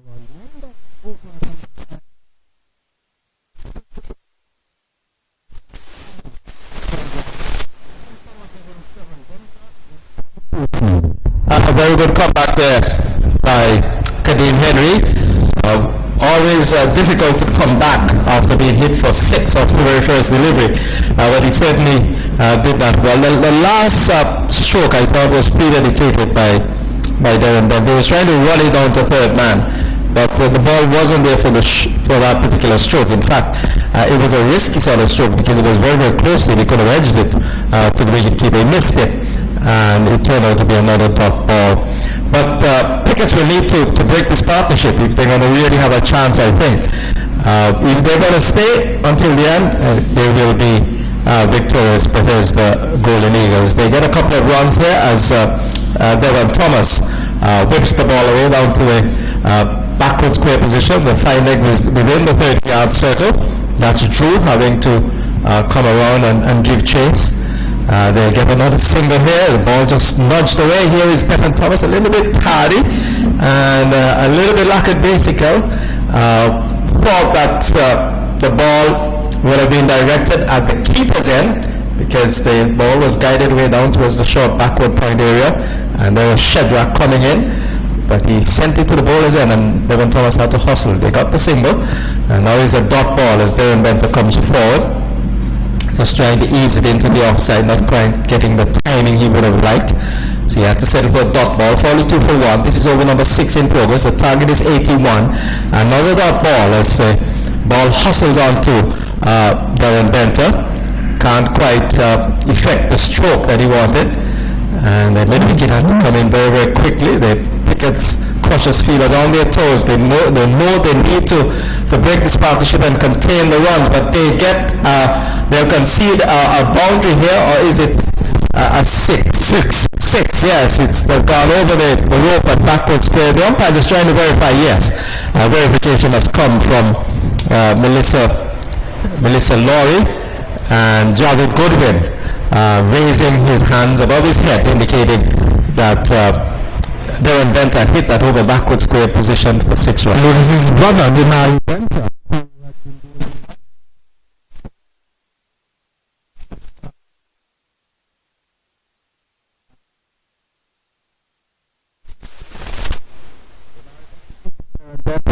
The dot ball as the ball goes away towards short extra cover.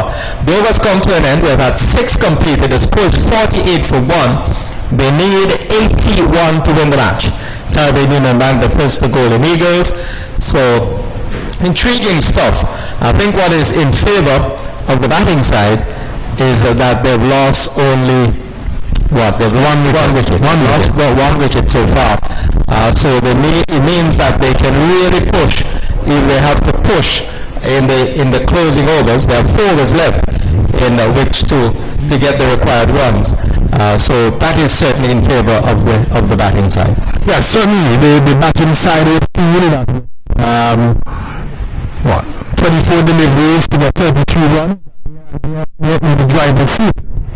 Devon Thomas gets another run as he gets the ball away towards the forward square leg position. He was looking to hit that, I think, down the ground, maybe in the vicinity of long on. But it squeezed away towards the square leg area. Got a run for it. Darren Benter will pick up another run. This time he gets it down to the long on fielder. Shadrach sprints in off the boundary. And the batsmen are through for another single. What they're doing well is that they're continuing to take over the scoreboard even though they're not getting most deliveries. The left arm spinner, Kadeem Henry is in, and it's driven away into the offside by Devon Thomas. Good bit of fielding by the man within the 30-yard circle at point. He had to dive away to his right. He made the save, but the single was still on. Kadeem Henry is in, and the batsman is driving. That's Darren Benter down the ground to long on, and they get another run. So the runs are coming in singles on, and that's essentially the requirement because the asking rate is not particularly high. And then with the occasional boundary and the occasional maximum, that should be able to do for Caribbean Union Bithers, the Golden Eagles. Another single as Devon Thomas plays it with soft hands into the backward point, square third run area. Gets another run. So he continues to bat quietly, but almost deceptively picking up the runs. Last ball of the over is driven by Darren Benton to the offside. He can't get a run for it, so the score remains on 53 for 1 with Devon Thomas on 13 and Darren Benter on 22.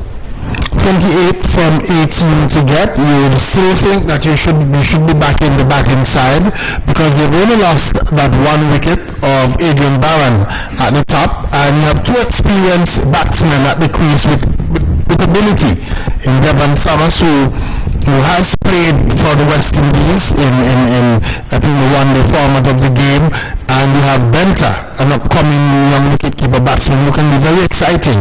So if you were a betting man at this time, you would want to put your money on the betters, the Golden Eagles, getting over the line based on the standings right now. The fact that they have wickets in hand and at any point they can turn on and to try and get those runs. So 28 from 18, and Devon Thomas just steers it down to third man. Shedra comes off the boundary. The batsman canter a run. So 27 now leaded from 17 deliveries. You would think that they just need one boundary, one or two boundaries, and then it changes the difference of the equation. It might sound like 28 from 18, look like you need more runs than balls, but just one or two boundaries, somebody launching one, and then the whole equation changes. Here's a ball which is outside the off, so he plays and misses. That's when playing at that one bent outside the line of the option. I think he was undone there by the pace of that delivery from Timmy Thomas, who has come back to bowl his second over. He has pace. So dot ball. Now 27 needed from 16 deliveries. Went over number 8.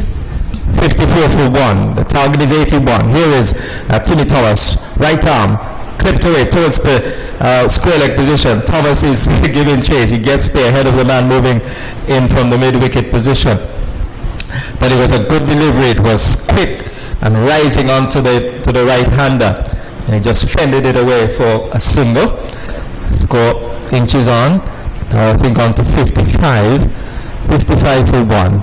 Over number 8 in progress as they look to get to 81 to produce the second win of this T20 splash. In the early game, Jennings won over Massey. T10 correction. Jennings won over Massey Combined School. The ball down the leg side, signal wide, so they get 4 for this. Javed Goodwin stretching out his arms, so the score automatically goes up to 59 for 1. And this is what we're talking. There's no margin for error with the bowlers, so you can be patient. There's no need for you to panic in these circumstances, because it would mean that the bowlers would have to be perfect. There's no margin for error. So here is a ball which is just nudged away. They feel the bowler comes in, looks to flick the ball onto the stumps, but Darren Benter, as fast as perhaps anyone in this competition, was quickly up from the non-strikers end, and Devon Thomas rushing to the non-strikers and out of the danger really, and Mari Benter was home in a flash. So they got a run for it. 16 for 1 now. 21 runs needed and 1 ball left in the 8th over. So essentially they need 21 runs from 13 deliveries. Still back in the batting side, still feel that they can get over the line. We have not seen anything extravagant yet from Devon Thomas. Timmy Thomas is in, and Darren Benter is onto the front foot and strokes it into the extra cover region. Can't get a run, so dot ball to end over number 8. 12 balls to come, 21 runs needed for victory. This is T10 splash here at the Sir Vivian Richards Stadium. And exciting cricket as well. You would think that the ninth over would be critical. This is where Bethesda Golden Eagles have to make their move. This is where they have to show the intent. So this over coming is where they would want to reduce the difference. They would want, when it heads into the final over, for it to be 5 or 6 runs left. So they want a big over, this over. So it's going to be important. I'm going to be looking to see what would be the approach now of Devon Thomas, especially in this over. With 9 wickets in hand, you would tend to think that this would be the over that they would have to go. Yes, they'll have to go because they need to score 10.5 to win the match. So here is Shadrach. He's on his way and he pulls out of his run and has to go back to the top of his mark. 60 for 1. But the real equation is one that we have to focus on. 21 runs needed from 12 deliveries. What will Devon Thomas, who has played for the West Indies, very experienced, what will his strategy be? Shadrach is into ball, right arm, fast medium, and he's hitting this one over the top, 6 runs. Devon Thomas showing his worth, showing his class, showing his ability. It was a ball well up to him, and it was driven down to the long arm position. He was hit flat, and the fielder on the boundary thought he had a chance. He had a leap at the point when the ball was just about to pass, but he could not reach it. And he's gone away for 6. And this is what I'm talking about. Devon Thomas needs to...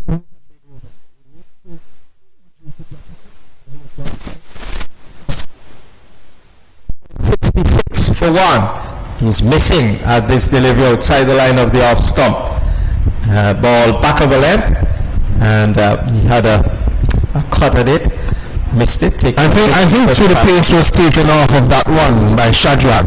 That was the undoing of Devon Thomas on that occasion. He was into the stroke before the ball got there, and a slow delivery by Shadrach. Good bowling by Shadrach. Good thinking. So 15 needed of 10 deliveries. This ball turned away into the onside or maybe off the pad. We'll see if there's a signal from Melissa.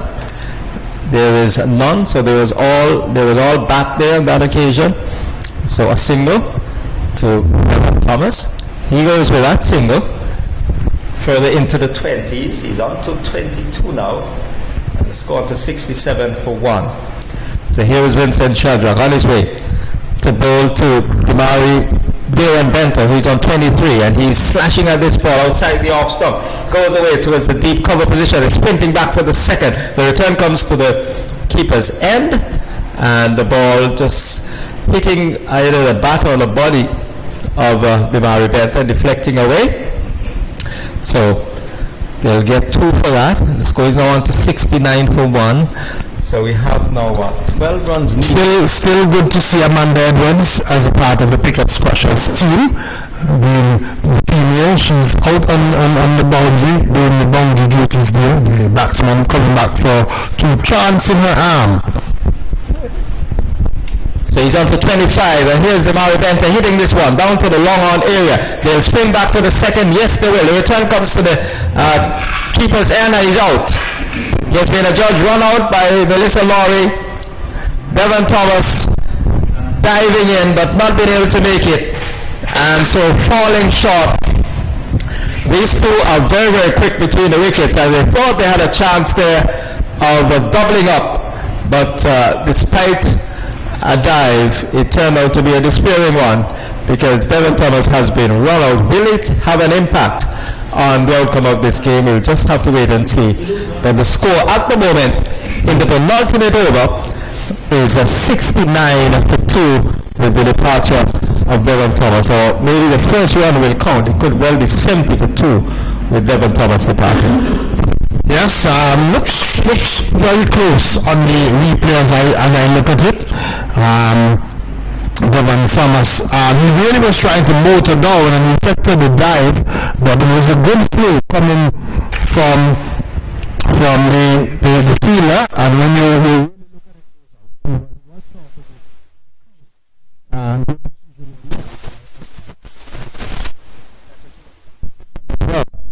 for that, she was looking at it as if the television umpire will have been able to look at it. And the West Indies in that test match, 100 not out to Jermaine Blackwood and Alzaro on 79. I was saying to someone, and the West Indies is now 236 for 6. They're trying to avoid the innings defeat in that test match at Hamilton against New Zealand. So Jermaine Blackwood scoring another test 100. And Alzaro on 79, 236 the West Indies score in that test match. So they're continuing. And here's a ball hit away. I think it has been pulled back. Yes, it has been pulled back. Will they sprint back for the third one? Yes, the return comes and he's run out. Direct hit. A direct hit from the boundary.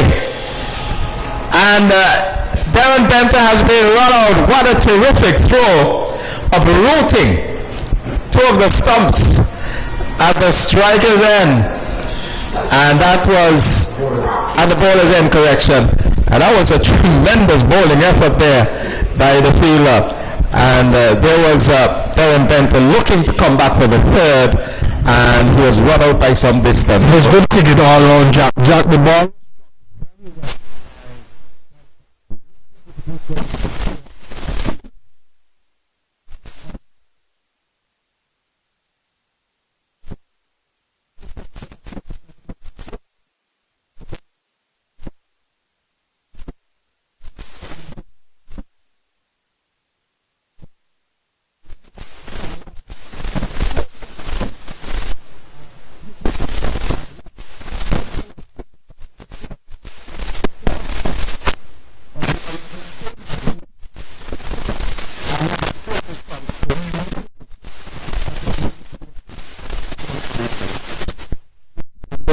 We'll go down for the final over because we're about to see the last over. The target again is 81 to win the match. Pickett's Crushers having made 80 for 8 of their 10 overs. Damari Benter made 36 from 16 deliveries without slugging. It was a very good innings. He had 2 fours and 3 sixes. Anthony Martin showing his guile, 2 overs, and he had 2 for 7 from those 2 overs, 7 dot balls. And Tariq Mason had 2 overs for 13 runs, and he picked up 2 wickets as well, and he had 5 dot balls. Those were the details of the Pickett's Crushers 80 for 8, and now with 1 over left, CUB, Caribbean Union Bank Bethesda Golden Eagles are 73 for 3, so it means that they need what, 8 runs to win. 8 runs to win from the last over. What will be the outcome? So we're going to see a really intriguing finish to this one. Will Pickett's Crushers be able to crush the aspirations of Bethesda Golden Eagles? So last over about to begin, and this ball is stabbed away down to the third man. They sprint away for a single. So 6 runs now needed of 7 runs needed of 5 deliveries. 7 runs needed of 5 deliveries. The score is 72 for 3. Well, Gavin Tom is at the crease with Isan Warner, and Tom, we know, can hit it, can clear the boundary, and he's going to be, I think, he's going to be the difference between Bethesda Golden Eagles winning or losing this match here today. It's going to come down. The off spinner, Elroy Francis, the captain, is the man bowling. This is hit high, down towards the long on area, and he's caught. So another wicket going down. There was the fielder coming around from the straightish mid-wicket area and judging the ball beautifully, waited on it, and he took it with both hands. So another wicket has gone down. There's 73 for 3, 73 for 3. We have had 2 balls gone in the last over, so it means that they need what? They need, what are we looking at? I think the scoreboard is behind. 74, yes, because we said 7. So they need 7. They need 7. With 74 for 4, that's the score, 74 for 4, and so they need 7 runs from 4 deliveries. 7 runs from 4 deliveries. Still gettable, still gettable.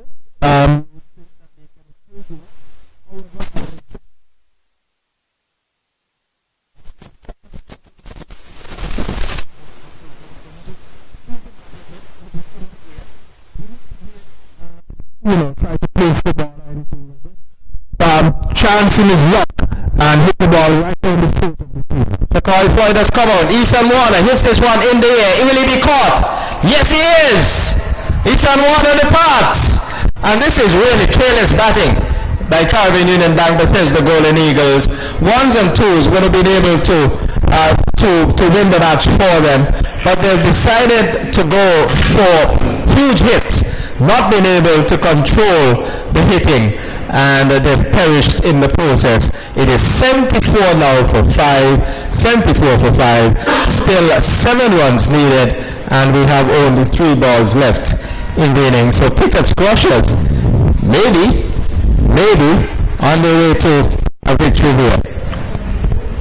Yes, so 74 for 5 as the total. So Bethesda Golden Eagles losing their way, making heavy weather of it. Again, when you lose Devon Thomas, Devon Benta, and also Gavin Tong in quick succession, you're asking for trouble. You're putting yourself in trouble. 3 deliveries to go, still can happen, but let's see what happens. Ball stayed away, down to the short third man position. The return comes in, and they're through for the run. So the score will inch on. So we have 2 balls left, and the 2 batters out in the middle are Shakoy Floyd and Tariq Mason. Tariq Mason had a good effort with the ball. Will he be able to perform here? 2 balls left, and this is driven into the offside. They go for another single. The return comes to the keeper's end, and so they got a 1 run for it. So what? We have 1 ball left.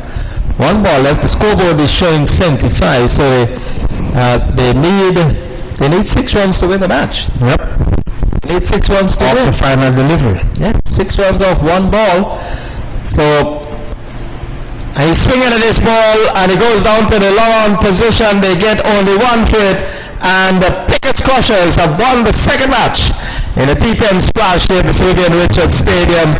They managed to stifle the run chase of Caribbean Union Bank Bethesda Golden Eagles. Eagles needing 81 to win. In the end, they got to 76 for 5 of their 10 overs. Yep, because the Golden Eagles threw it away in the end. They had wickets in hand, and I was saying that when it came down to the 9th over, I thought there was something.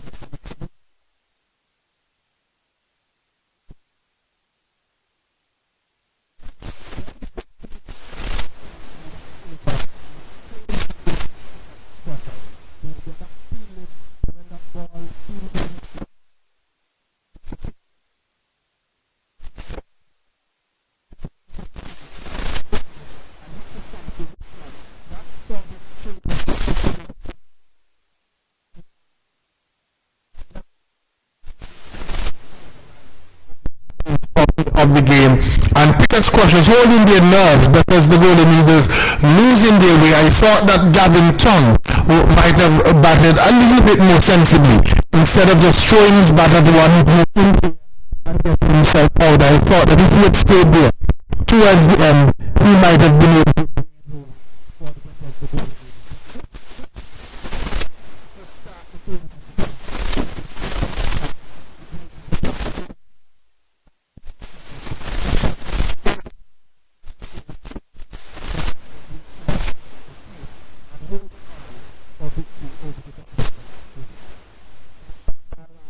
by 4 runs. So what an exciting game was seen in this second match in the T10 splash at the Sylvian Richards Stadium. So opening victories for Jennings. They beat Massey United Combined Schools by 5 wickets. And now Pickett's Crushers having the better of Caribbean Union Bank Bethesda Golden Eagles by 4 runs. The third match to come up this evening will be between PIC Liberta Blackhawks. PIC Liberta Blackhawks against All Saints Pythons, and that should be another intriguing affair. So we'll be here to bring live coverage of that game as well. That should begin very, very shortly. The players are out there warming up and getting ready for the action. So until then, we'll take a break from our commentary position and we'll return when play is just about to resume.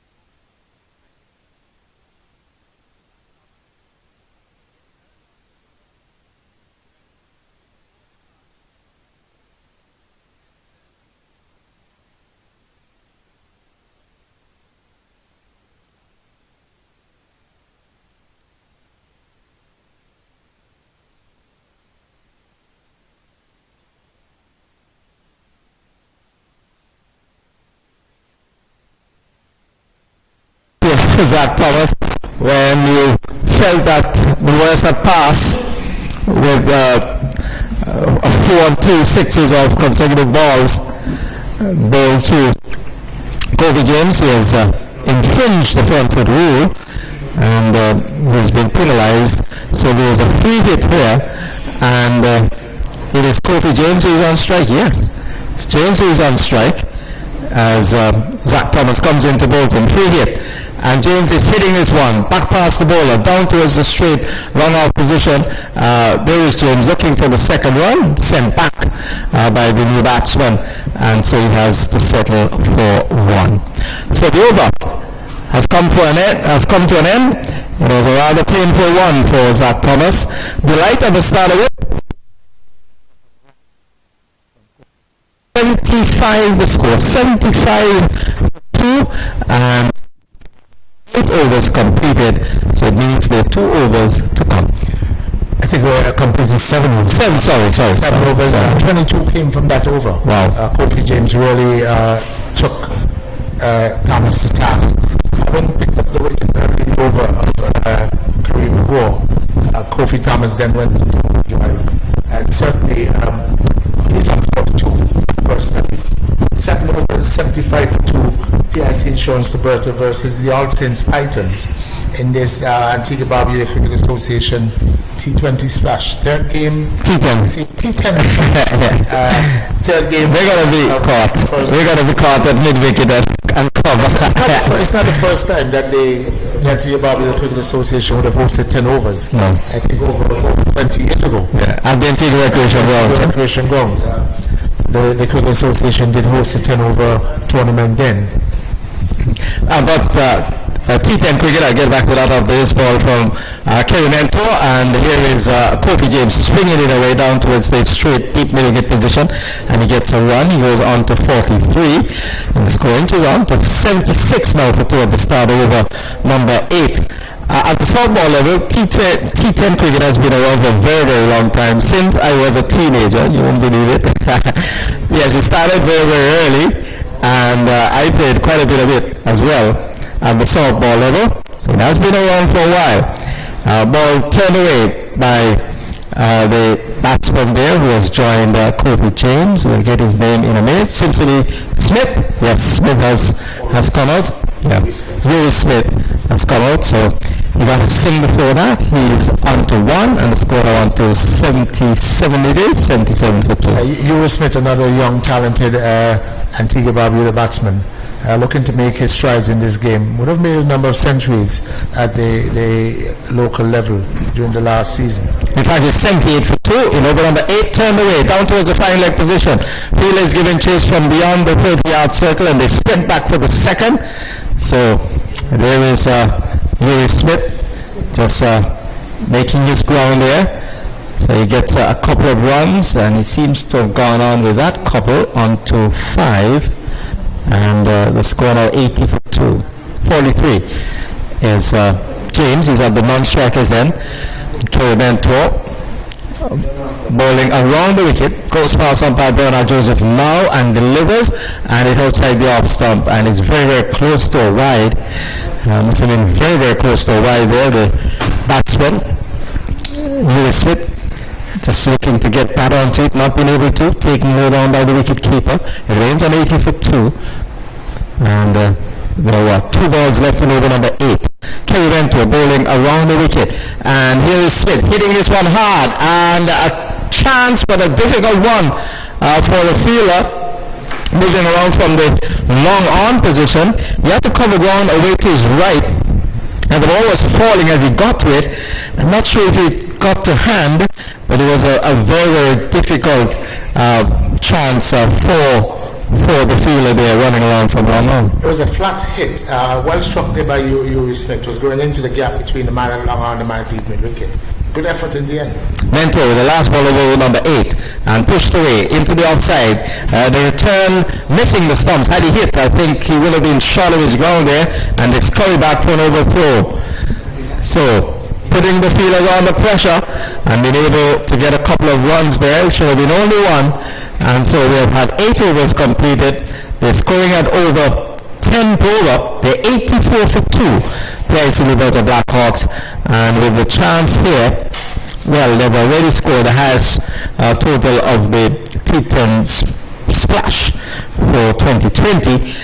Previously, 80 was the highest scored by Pickett's Crushers, and now they're on 84, with a chance of getting beyond the 100 mark. 10 runs from that. Obviously, Eurosmith coming here, picked up 9 runs so far. Kofi James not out on 43, has been the aggressor, has really carried the innings so far. But with 2 overs to go, and only 2 wickets would have fallen. Expect that the PIC Insurance Liberta Blackhawks batsmen are going to go ahead to Skelter Hijab. 12 deliveries, looking to see if they can get in the region, say, of 110 as a target to be set for the All Saints Titans. Yes, and with Kofi James out in the middle and in this solid frame of mind, could well be. Here is he coming down the ball, beating the batsman, beating the wicketkeeper as well, and it has gone away for 4 byes. That's the signal from Donald Shekels. 4 wides, 5 wides, 5 wides, correction, 5 wides. 5 wides, and so it means that 4 runs were in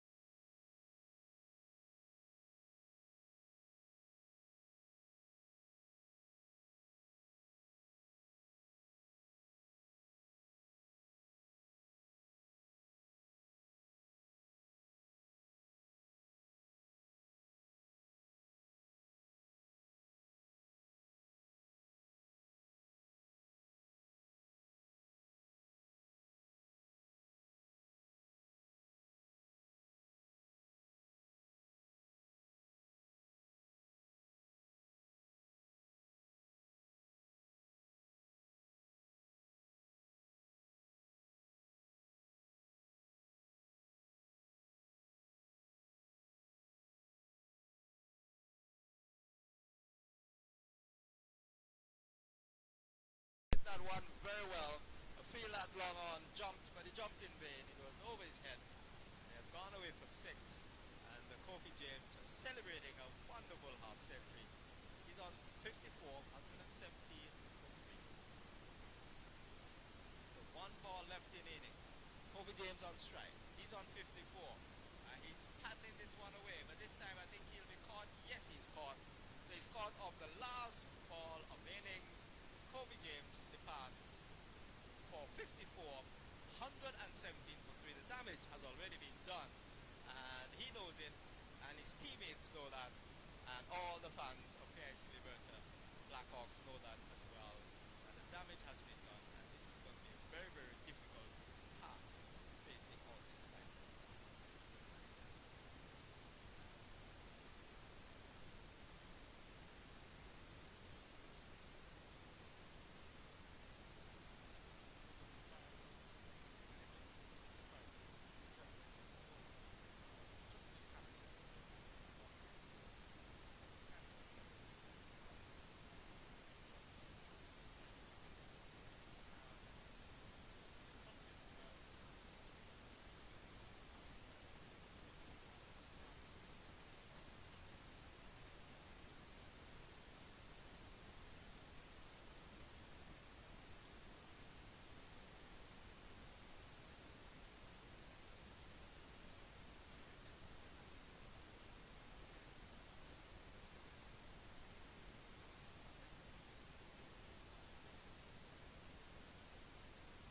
I think the batting side would have had to perform exceptionally well, or the bowling would have been very, very bad for PIC Liberta Blackhawks.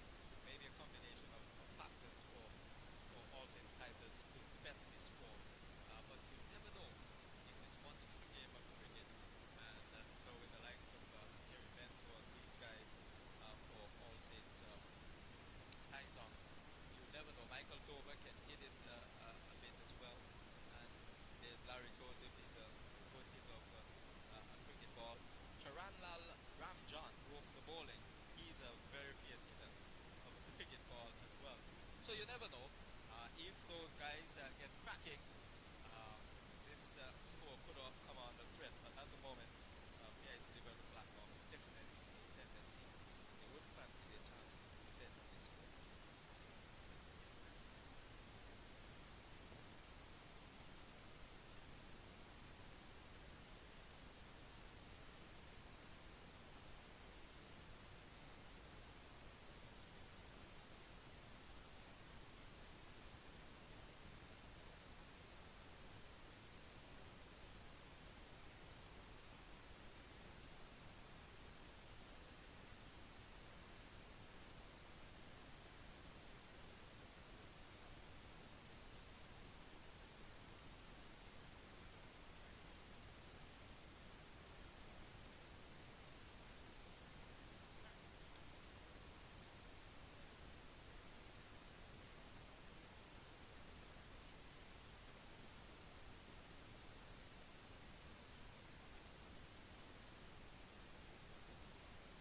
Indeed, so the target 118 to win.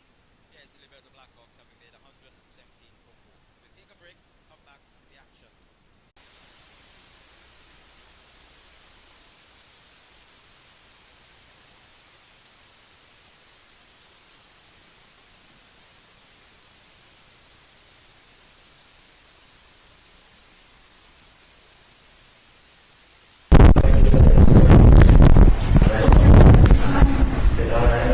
So Javier Spencer starting the bowling in reply for the PIC Insurance Blackhawks, who made a respectable total, well, a very good total of 117 of their 10 overs in this ABCA T10 splash.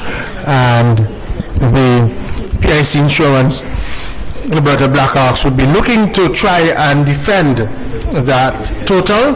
The All Saints Titans, however, would have other ideas and hope that they can launch an attack against the PIC. He resisting delivery, flashed away for 4 down to the backward point region. A wide delivery outside the line of the off stump. Throwing his bat at it was the opening batsman for the PIC for the All Saints Python in Michael Dover, and he picked up the first boundary of the second delivery of the first over from Javier Spencer. Yeah, I did think there that the fielders on the offside, especially now, had projected them fairly quickly. Good shot there by Dover for a start. Spencer is in, and Dover again is looking to pace the field. Good knockdown by the fielder at that point position, just diving away to his left. Is that young Brent Joseph? I look to have been one of the youngsters on the PIC Insurance Blackhawks. Looks to be Brent Joseph, who is fielding in that critical position and throwing himself to his left and knocking that one down and limiting the batsman to just a single. So it's Dover and Marcelin, the opening pair for the All Saints Pythons. This is Spencer. This delivery is a good delivery. The batsman knew nothing about that one. It came off the outer edge and ran down to a short third man position, and they were able to come through for a run.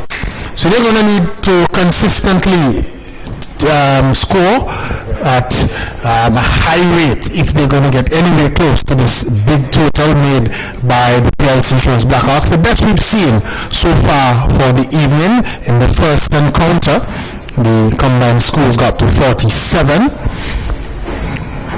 As this delivery, Javier Spencer is in, and the ball is coming through and bouncing before it gets to the wicket keeper, and there is a single. So Josh Thomas, the wicket keeper for the PIC Insurance Blackhawks, 7 without loss in the first over of reply from the All Saints Pythons. Marcelin, here is he hitting this one, but straight to the fielder at that extra cover position, and there was no one. The end of the over, at the end of the first over, All Saints Pythons, they are on 7 without loss in reply to 117 made by the PIC Insurance Blackhawks. Generally, a good start, although the All Saints team would not be displeased with that over tower, 7 runs from the first over, and the Blackhawks would not feel too bad. They haven't conceded 7, one delivery, second delivery going for 4. And in this a tournament where the rules have been slightly altered with regards to wides, it's also critical that no wides are bowled. You limit the amount of extra wides add an additional 4 runs to the score. So a good start, setting up watching the game, a good finish. 111 more runs to get from 9 overs. I know that in the practice game that the PIC Insurance Blackhawks played, that was one of the things that Coach William Cornwall had an issue with, because they gave away quite a number of runs in terms of extras. So let's hope that they improve this evening. It's going to be Kareem McGraw who is going to start from this. The Curtly Ambrose and first delivery struck hard by Dover, but straight back to Kareem McGraw, who feels his own bowling, and there is no run. Go left arm spinner around the wicket, and this delivery is dabbed away down to a short third man. They run through, they get a single. The throw coming from the fielder at that short third man position couldn't prevent the single though. But All Saints would need more than just the singles. They're going to really have to go ballistic. They're going to need to really hit a lot of boundaries if they're going to get anywhere close to this total made by the PIC Insurance Blackhawks. But anything can happen in the shorter versions of the game. Karumago is in, and this delivery is struck away out into the cover region, just a single. The batsman wanting to come back for the second run, but looks to be Nathaniel probably, who was in that position, who was effective in knocking the ball down and preventing the possibility of a second. Kalimagor is quickly in, and this delivery again, the batsman is looking to force it away into the offside field, not making contact, into the gloves of the wicket keeper, and there is no run. Our stream is going to get better as we go along. This is another dot ball outside the line of the off stump, that one spinning away from the batsman. As we continue to go along, we encourage you to send us your comments so that we can know. Here is this delivery, struck in the air, and he is out, caught. The catch is taken, and the batsman is querying.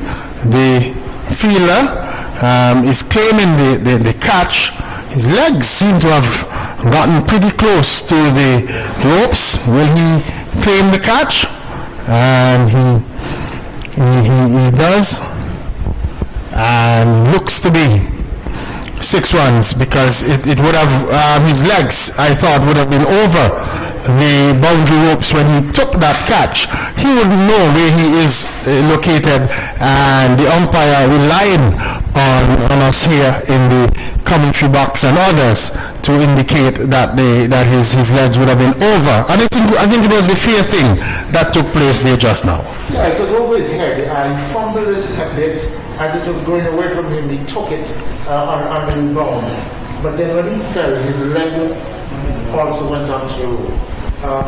So, from where the umpires were, they could not see. We were able to use our vantage point to give the umpires the indication. And rightly so. So, the total at the end of that over has moved on to 15 without loss at the end of over number 2. So, it's still 102 runs to get from 8 overs. So it's getting heavier by the minute for the PIs, for the All Saints Pythons. They are 15 without loss. So 15 without loss is a good start. You're saying it's getting a little bit heavier. I'm saying it's getting heavier in terms of the required rate, because the rate is going up every time they don't hit the target, the rate goes up a little bit more. Here is he, bowl, playing right over delivery, and the ball crashing into the stumps. The bowler is quite pleased with that effort. The wicket is taken. That's the end of Marcelin, and the All Saints Pythons losing their first wicket, and the total is on 15 for 1. This evening came out and played a belligerent nap for his team. Ended up with 54, getting out of the last delivery. Saw his team to 117, and here in his first delivery of the third over, getting a wicket, and so 15 for 1. The Pythons certainly would want to pick up the scoring rate and certainly look to target the off spinners that Kofi James would be offering if they're going to get the remaining 103 runs required off another 7.5 overs. So, still batting to come. Who is the new batsman? Is it Kerry Mentor? Yes, you would expect that the experienced Kerry Mentor would be coming in pretty easy. I'm surprised that he didn't come at the top of the innings for the All Saints Pythons. I thought that with a big total to get, that he might have promoted himself to the top of the order to look to put the PIC Blackhawks under pressure. Here is he getting one, and his first delivery, swinging it away for 6 runs over mid-wicket. So he's in, and immediately he's into business. It's what we call that's the whole business. I was down on one knee and hit it flat, but hit it long over deep mid-wicket for 6.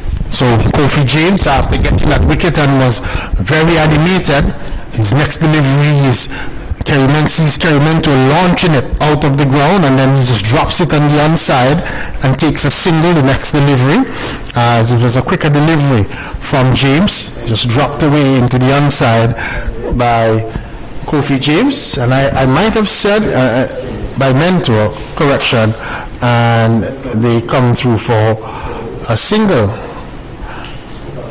22 for 1, and brings Michael Dover on strike. And Dover is swinging at one, gets it out into the backward square region. There's a fielder posted there, so they come through just for a single.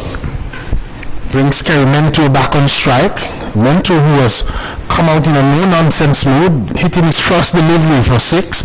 Faces up now again to Kofi James.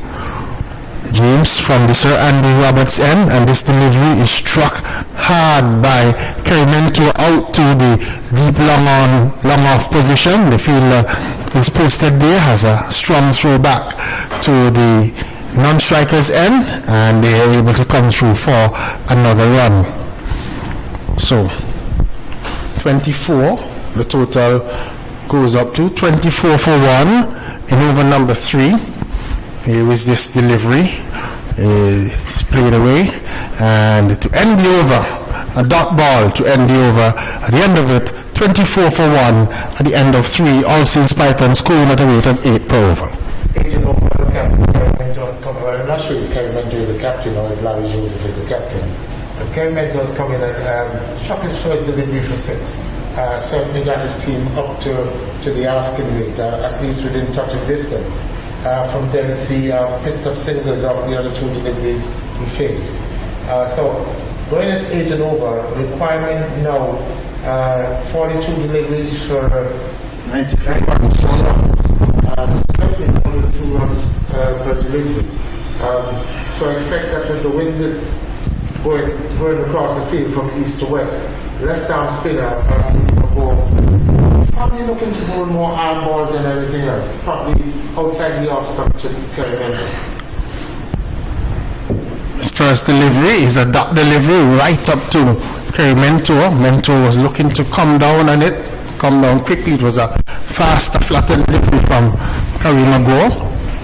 And surprised to see Gore bowling his 2 overs in tandem. Here we see this delivery again.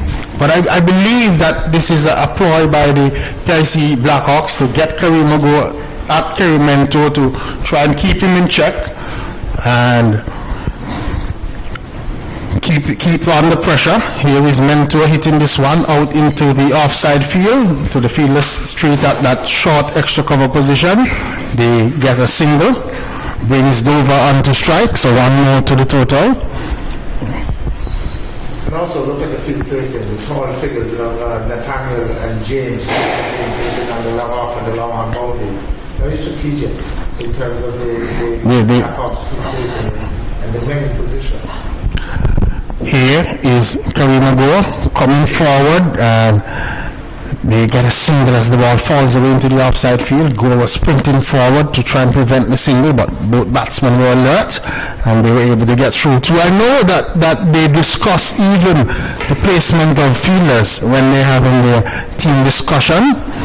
And President Kenny Benjamin and Coach William Cornwall, they talk about not just, here's run out, there's a direct hit, and Dover was short of his crease. He looked as if he was coming through for a quick single. The throw was at the stumps, hit it direct, and the umpire sent him on his way. We're going to have another look at it. He was coming down, direct hit, and he looked to have been short. Yes, looked to have been short. Once he hits direct, normally you're in some sort of trouble.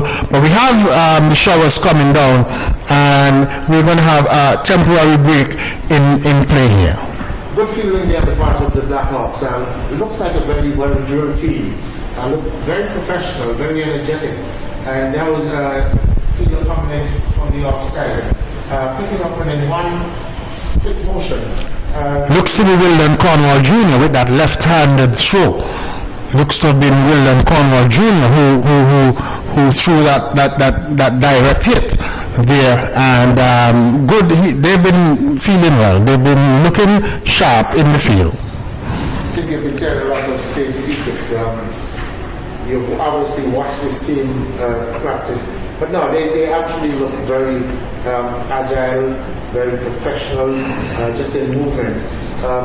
Finally, the all-state team did look bad either. The titles were quite... What I found today, Zora, not to cut you off, but all the teams, combined school, looked very good in the outfield as well.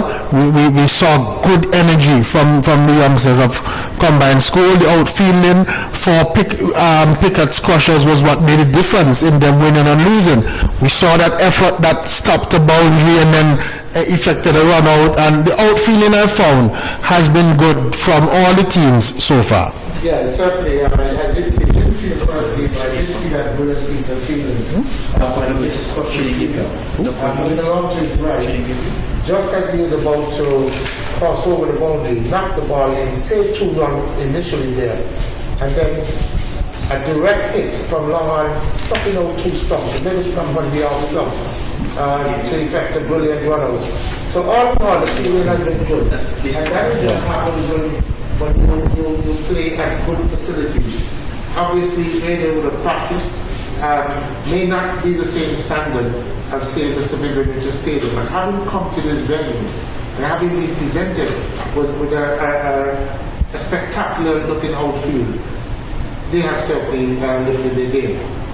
Certainly they have, and we're going to have to take a short break as we have some rain. The Duckworth Lewis pass score at this time should have been 43. All Saints, they are on 23-2, so they're some ways behind, but we're going to take a short break as the covers are on, as we have a sharp shower here at the Sir Vivian Richards Cricket Stadium. We'll rejoin you when we have a resumption in cricket.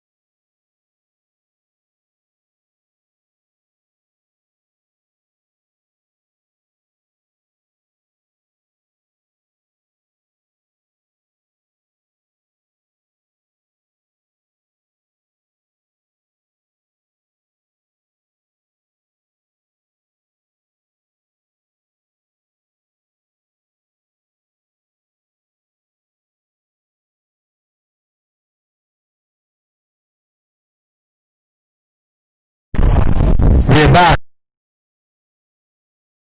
was a wide delivery delivered by 30 for 2 at the end.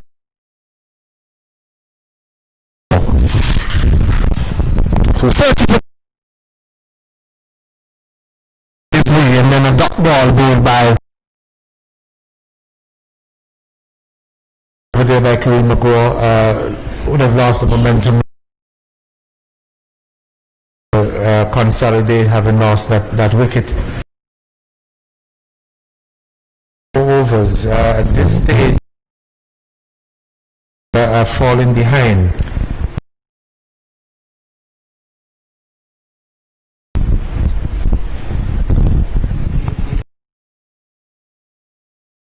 From 6 overs. From 42 deliveries. 36 deliveries. 6 overs, correct. 36 deliveries. The run rate has moved on up 0.67 at this stage, so the consistent big overs made by the PIC insurance. The Blackhawks to bowl. As we see, it looks as if it's to bowl. We're just seeing the which means that there's going to be some measure of pace, and it looks as if who's going to be in first delivery, swing and a miss by to launch that one somewhere. Then strike and so dot delivery goes scorebook for the first the mid-wicket region, just for a single as the fielder go back into the bowler's end and the batsman so 5 over number 5 the delivery is ball.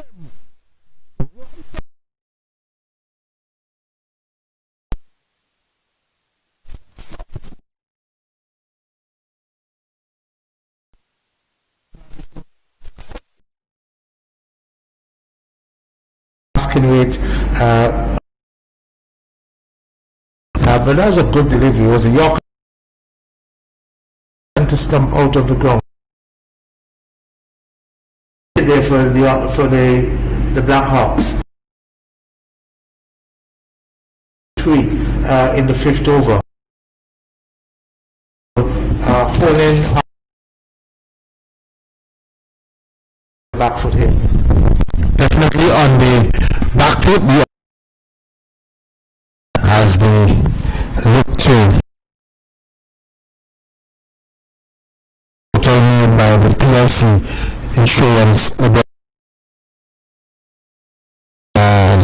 Blackhawks having the old John is going to be coming out to join John's. He's going to be facing and having gotten the wicket of Larry Joseph in his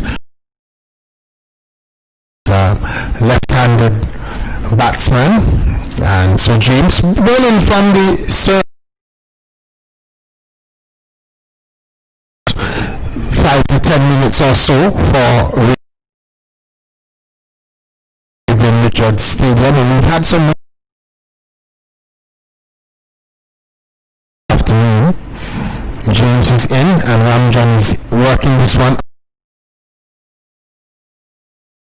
Just charging off the boundary, really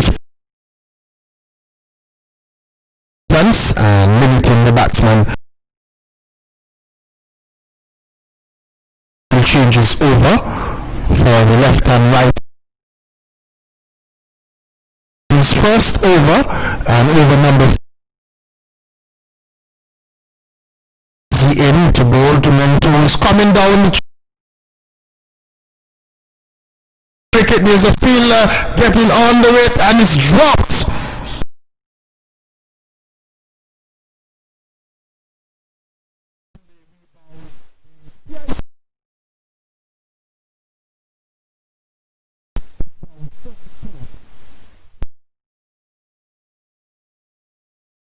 The over's gone, and the scoring rate Joseph early in the over, and now Mentor is probably to this total, if at all they were. So juggling catch, it has really dented the hopes of the All Saints Titans to put up a good showing, at least not play dead and fold. So expect at least show that they are going to be in this tournament. Certainly, PIC ensuring that the certainly team, the All Saints Titans, with them now. Here is the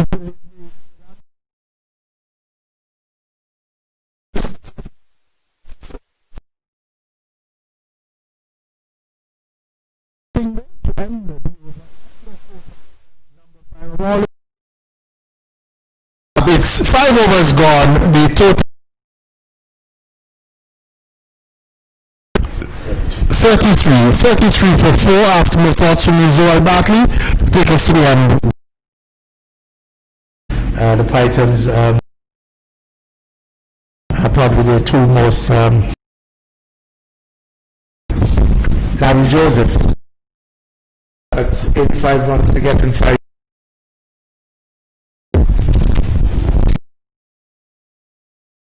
But given the fact that departed, it's going to be extremely difficult. Say they would just their ability to and just hope that they will be able to particular target. He's out there in the middle, and he's been joined by Andrew as they fight. The commentary box end, and I get the name of his ball is coming in from the long but where is in for it, just William Cornwall Jr. is there. Commentary box on northern end of the civilian 6 in progress. Remember the task, the match, that is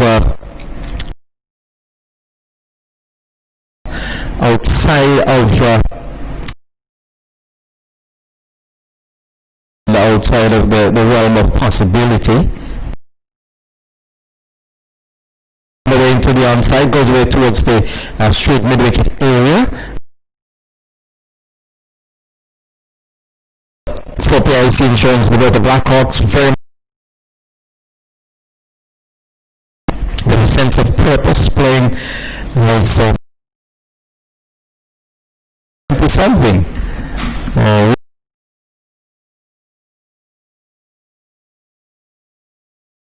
the top 6 runs. And that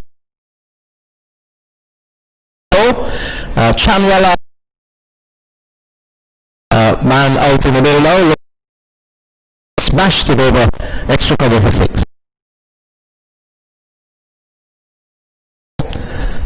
So Ramjan will face the William Cornwall Jr. and in line with the umpire. So that's the end of the over. So switching because the right square leg, Donald Shekels has the move. William Cornwall Jr. on his way between the umpire and the stumps. Andrew down through the forward square leg position, and they get 42 for 4 for number 6.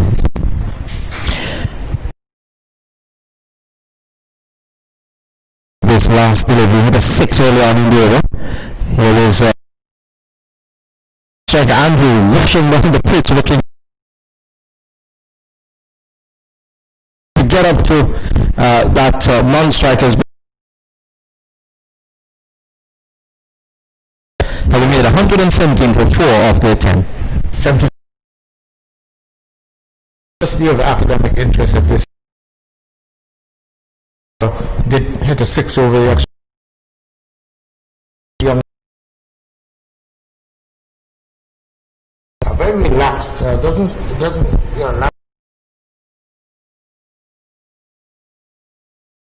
also a footballer. Yeah, left arm spin.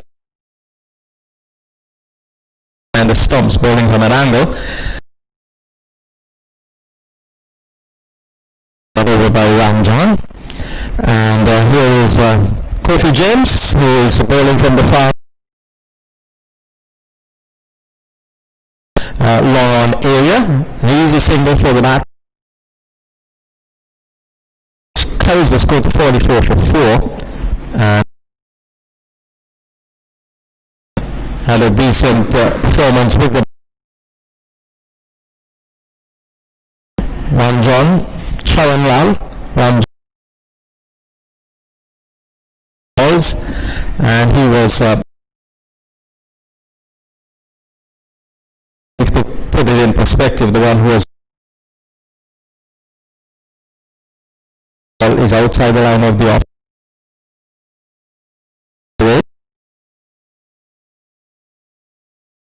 Of point. And Kofi James was the one who and here is Ramjan hitting the ball in. He's going to be caught. He has gone for 10 and we're over for All Saints Pythons in face of the falling very, very quickly now.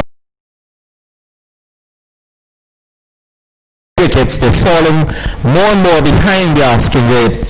And the first wicket in this, the 7th over it is? 7th over. So three remaining after this. New batsman, the name is yet. But again, I said, the overs that pick up some runs and gain some kind. That really should be the strategy. It should be the Kofi James continues. Batsman. He's on strike. The batsman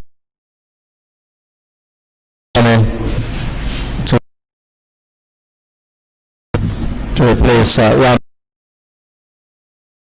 Back towards Kofi James. Number 7. 7 overs gone. 118 to win. All Saints Pythons.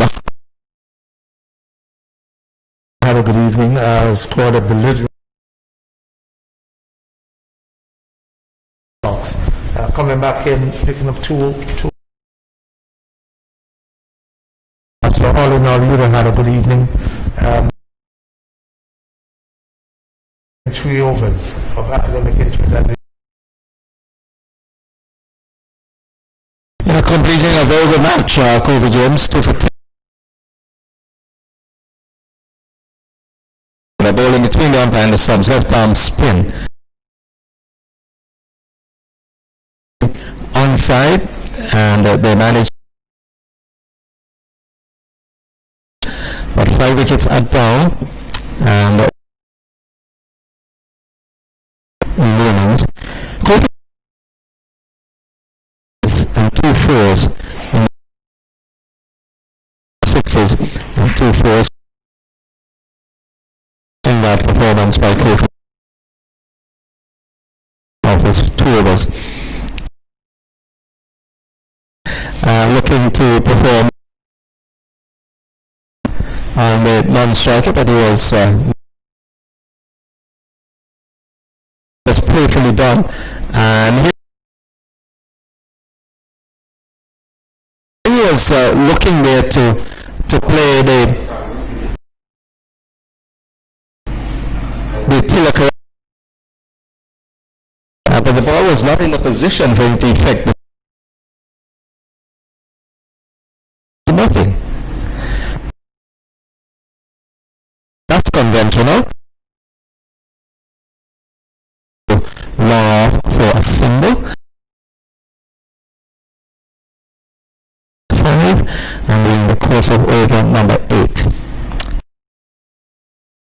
We'll climax proceedings here. A T10 splash is trying to Malone Joseph a single 7 for 5 now by Bernard Joseph. Malone Cornwall Jr. between the umpire and the stumps, bowling through the cover area. There's a single. Now to just battle the remaining overs, these 2, because the ones are an attacking shot being then the sweeper this time on the other side, because the left-hander came into strike. Go back quickly into his there are 2 overs to come, and the score is 49 for 5. That's something for that to happen, because it would have scoring mathematics, because if you're 22, 74, 49, will you, I think, yes, mathematically they're still. It certainly will. So we come the Antigua-Barbuda Cricket Association. Again, and it's coming.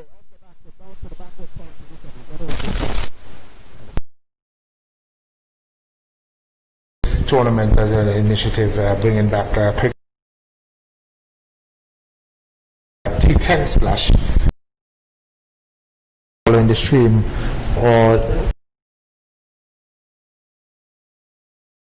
doesn't quite get the stroke he intends to execute. It goes away to support this tournament. So takes it away down to the long on position against the backdrop of the West being defeated by 2. So obviously at the domestic level, at the local level, building our players. Will Smith is in and been able to make contact, taking out the wicket keeper outside the To advance the game and tips for our local players. The spinner, Will Smith is in. This is hit in the... Yes, he does. And that's the end of the... Malone Joseph has been dismissed to the offside, and a good catch taken by the fielder running around. Wicket has gone down. So Joseph was the Malone Joseph was with 51 for 6, 1.1 overs this evening. Also the Pickers Crushers, and now so 3 teams after games tomorrow.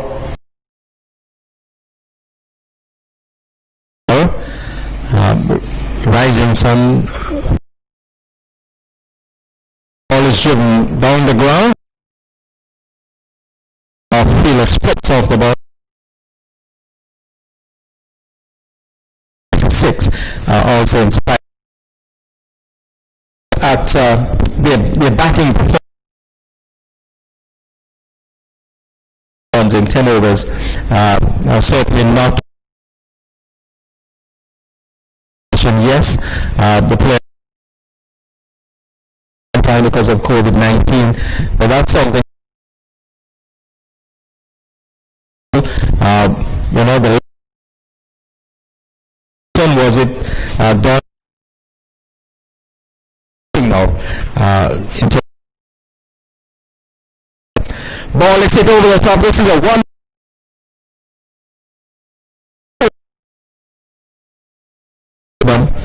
But it's certainly got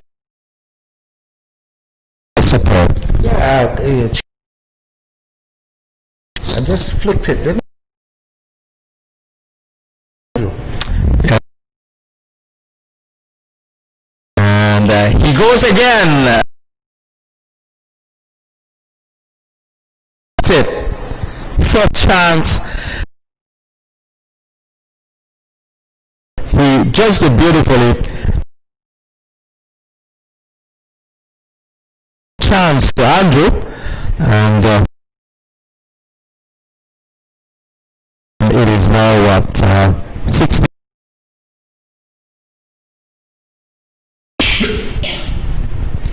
So last over from this the commentary box. He will bowl now. He drives it and he hits it for 6. The ball, the momentum towards the boundary, and it went easily over the head of the fielder. And he plays and misses the keeper. That's when they 6, he's on 6. 5 for 6 is the score. This is the last over. And so we've had now 4 deliveries. So 2 deliveries were had. Last delivery allows the ball to hit him on the pattern and falls away. PIC delivers the Blackhawks the 117 for 5 sixes and the 2 4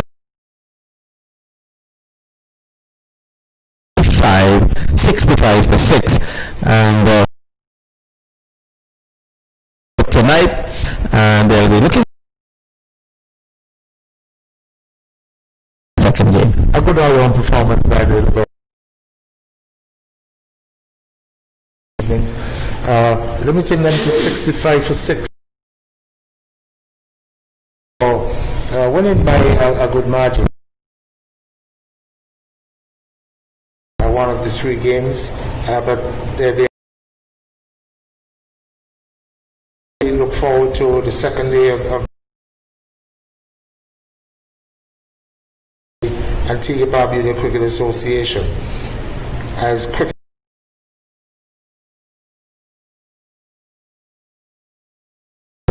if you can't come out and join us physically, certainly the Antigua Barbuda Cricket support this tournament, and let's hope that we will have Hawks winning by a massive margin of 117 for 4 and a strict 5 for 6. Of the T10 Splash Cricket Association